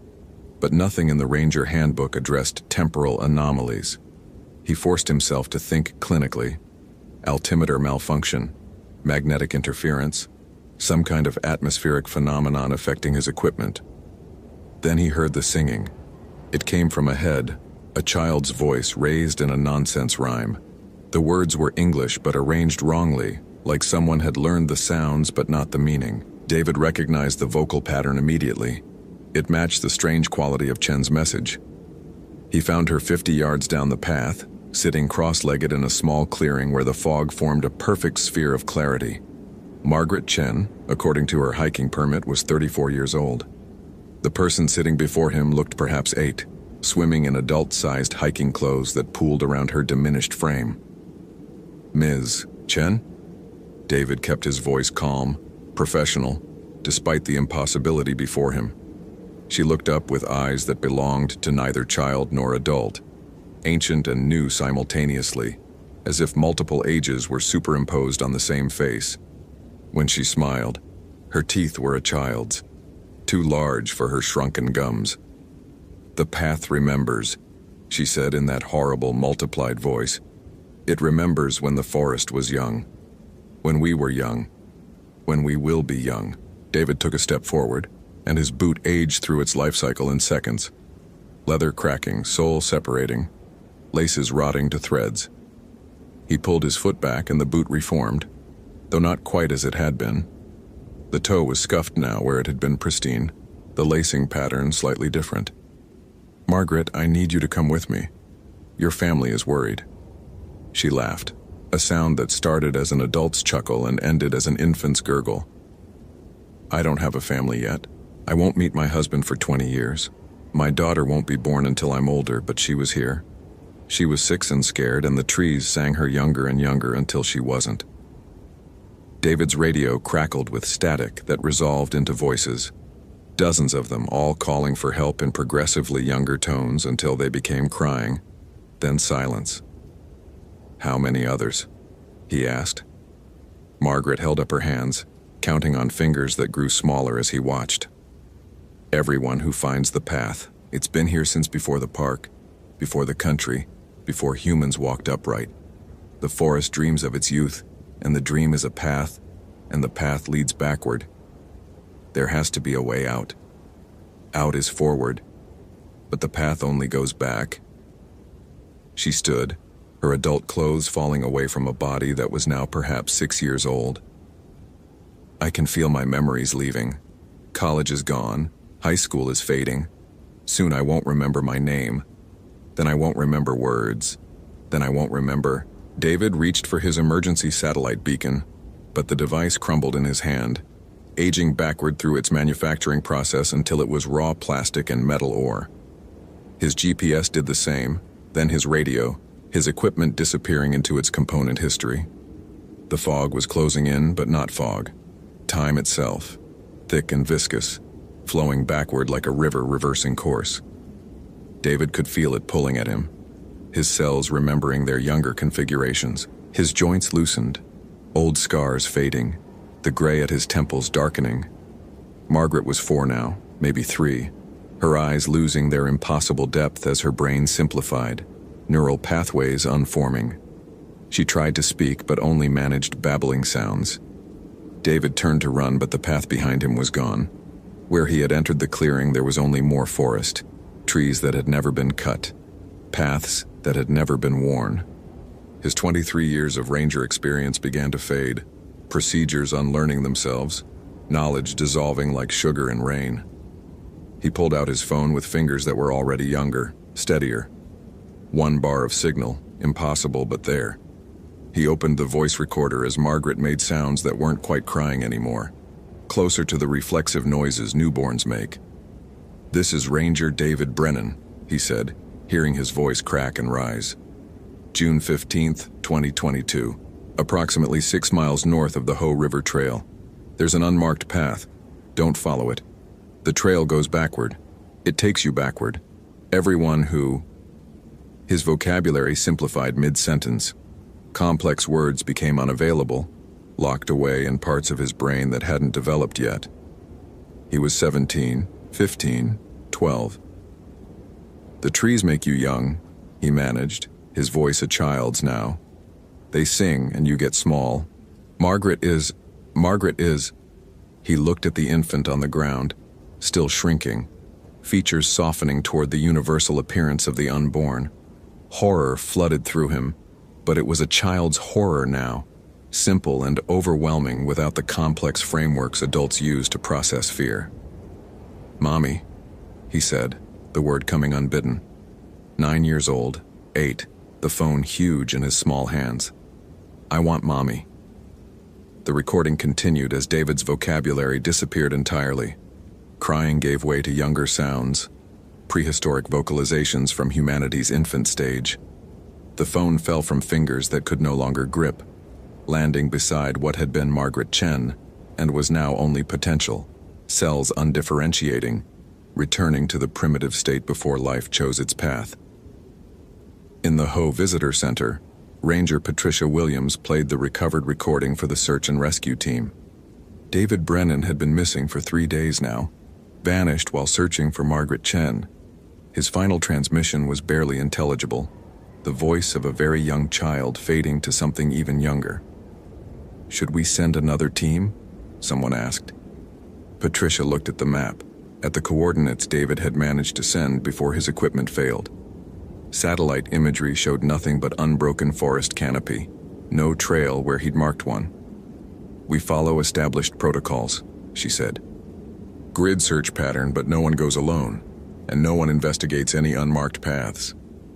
But that night she dreamed of singing trees and paths that led backward, and when she woke, she was certain she could hear children crying in the forest, hundreds of them, thousands, all the souls who had found the retrograde path and followed it back to before they began. The search was called off after 2 weeks. David Brennan and Margaret Chen were listed as missing, presumed dead. The Park Service updated their maps, adding warnings about magnetic anomalies in the northwestern sector. They installed new signs at the 4-mile marker. "Danger, unstable terrain, do not leave designated trail." But hikers still report strange things in that part of the forest. Singing that sounds like children's voices aging in reverse. Boot prints that seem to shrink as you follow them, and sometimes on foggy mornings when the veil between past and present grows thin, the sound of a baby crying somewhere in the trees. Not the cry of abandonment or hunger, but something worse. The sound of consciousness dissolving, awareness unbecoming, the terrible realization of returning to nothing, remembered by no one, having never truly been at all. The path is still there, though no map will ever show it. The forest remembers when it was young, before humans carved trails through its dreams. And sometimes it shares that memory with those who wander too far from the marked routes, pulling them backward through their own histories until they pass through birth, through conception, through the very possibility of existing. In the ranger station, Patricia Williams keeps David's last photo on the memorial wall, a man who served 23 years, who saved dozens of lives, who vanished investigating an impossible trail. But sometimes, when she looks at the photo, she swears his face looks younger than she remembers.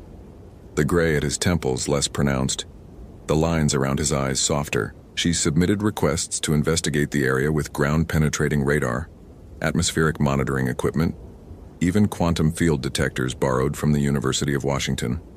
All denied. The Park Service sees no reason to allocate resources to what they classify as a simple disappearance in difficult terrain. But Patricia has begun her own research. Old newspapers from before the park's establishment, native oral histories, pioneer journals. The pattern goes back centuries. People vanishing in that particular valley, always preceded by reports of strange singing, paths that shouldn't exist, time moving wrongly. The Ho tribe called it the path that swallows its own tail. Early settlers labeled it devil's regression. But the truth Patricia suspects is neither supernatural nor malevolent. The forest dreams, and in that specific place, its dreams bleed through into reality, a temporal anomaly, a wrinkle in space-time, a place where causality runs in reverse. She's planning her own expedition, alone, because she won't risk anyone else. She's 53 years old, 31 years of service, enough memories and experiences that maybe she can afford to lose a few years and still make it back with answers. The equipment she's gathering is all mechanical, no electronics to age backward into their components. Compass, paper maps, film camera, a rope anchored to a tree at the trail's entrance, something to follow back if the path itself disappears, and a journal to document what happens when human consciousness encounters time flowing backward. Her final entry before leaving, dated July 3, 2022. If I don't return, don't search for me. The path doesn't lead anywhere we can follow. It leads to before the beginning, to the place where stories end by never having started. David Brennan served honorably. Margaret Chen died doing what she loved. That's all anyone needs to know. But if you must know the truth, look for the children's voices in the fog. Listen for the singing that gets younger and younger, and understand that some paths lead not to death, but to unbirth, unbecoming, the dissolution of everything we were or might have been. The forest remembers when it was young, and it's lonely in its memories. Don't let it share them with you. Patricia Williams was reported missing on July 5, 2022. Her anchored rope was found severed cleanly, the end aged to brittleness. Her journal was recovered nearby, but the pages were blank, not erased, but never written on, the ink having aged backward to its liquid state and beyond, the thoughts that drove the pen having retreated into the unthinking past. The Park Service has officially closed the northwestern sector to public access, citing unstable geological conditions. But on quiet nights, rangers at the Ho station report hearing something impossible. A newborn crying in the forest with Patricia Williams's voice, calling for help in a language that predates words, a sound that grows younger and quieter until it's indistinguishable from wind through the trees.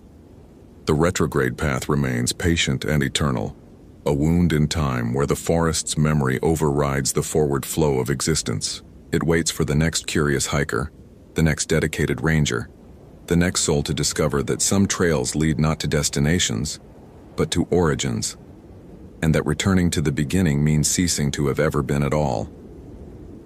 In the visitor center, they've stopped putting photos on the memorial wall. The images keep changing, the faces growing younger each time someone looks, until eventually there's nothing but empty frames holding pictures of people who haven't been born yet, who will never be born, who were unmade by a path that remembers when nothing had begun.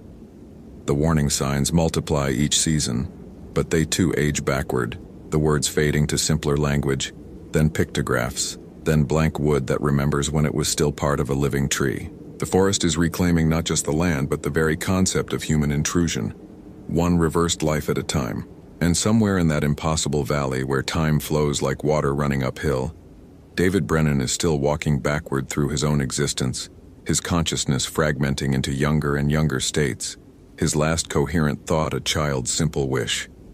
To go home, not knowing that home is a concept that requires a future, and the path only leads to the past, before home was possible, before thought was possible, before the universe decided that David Brennan should exist at all.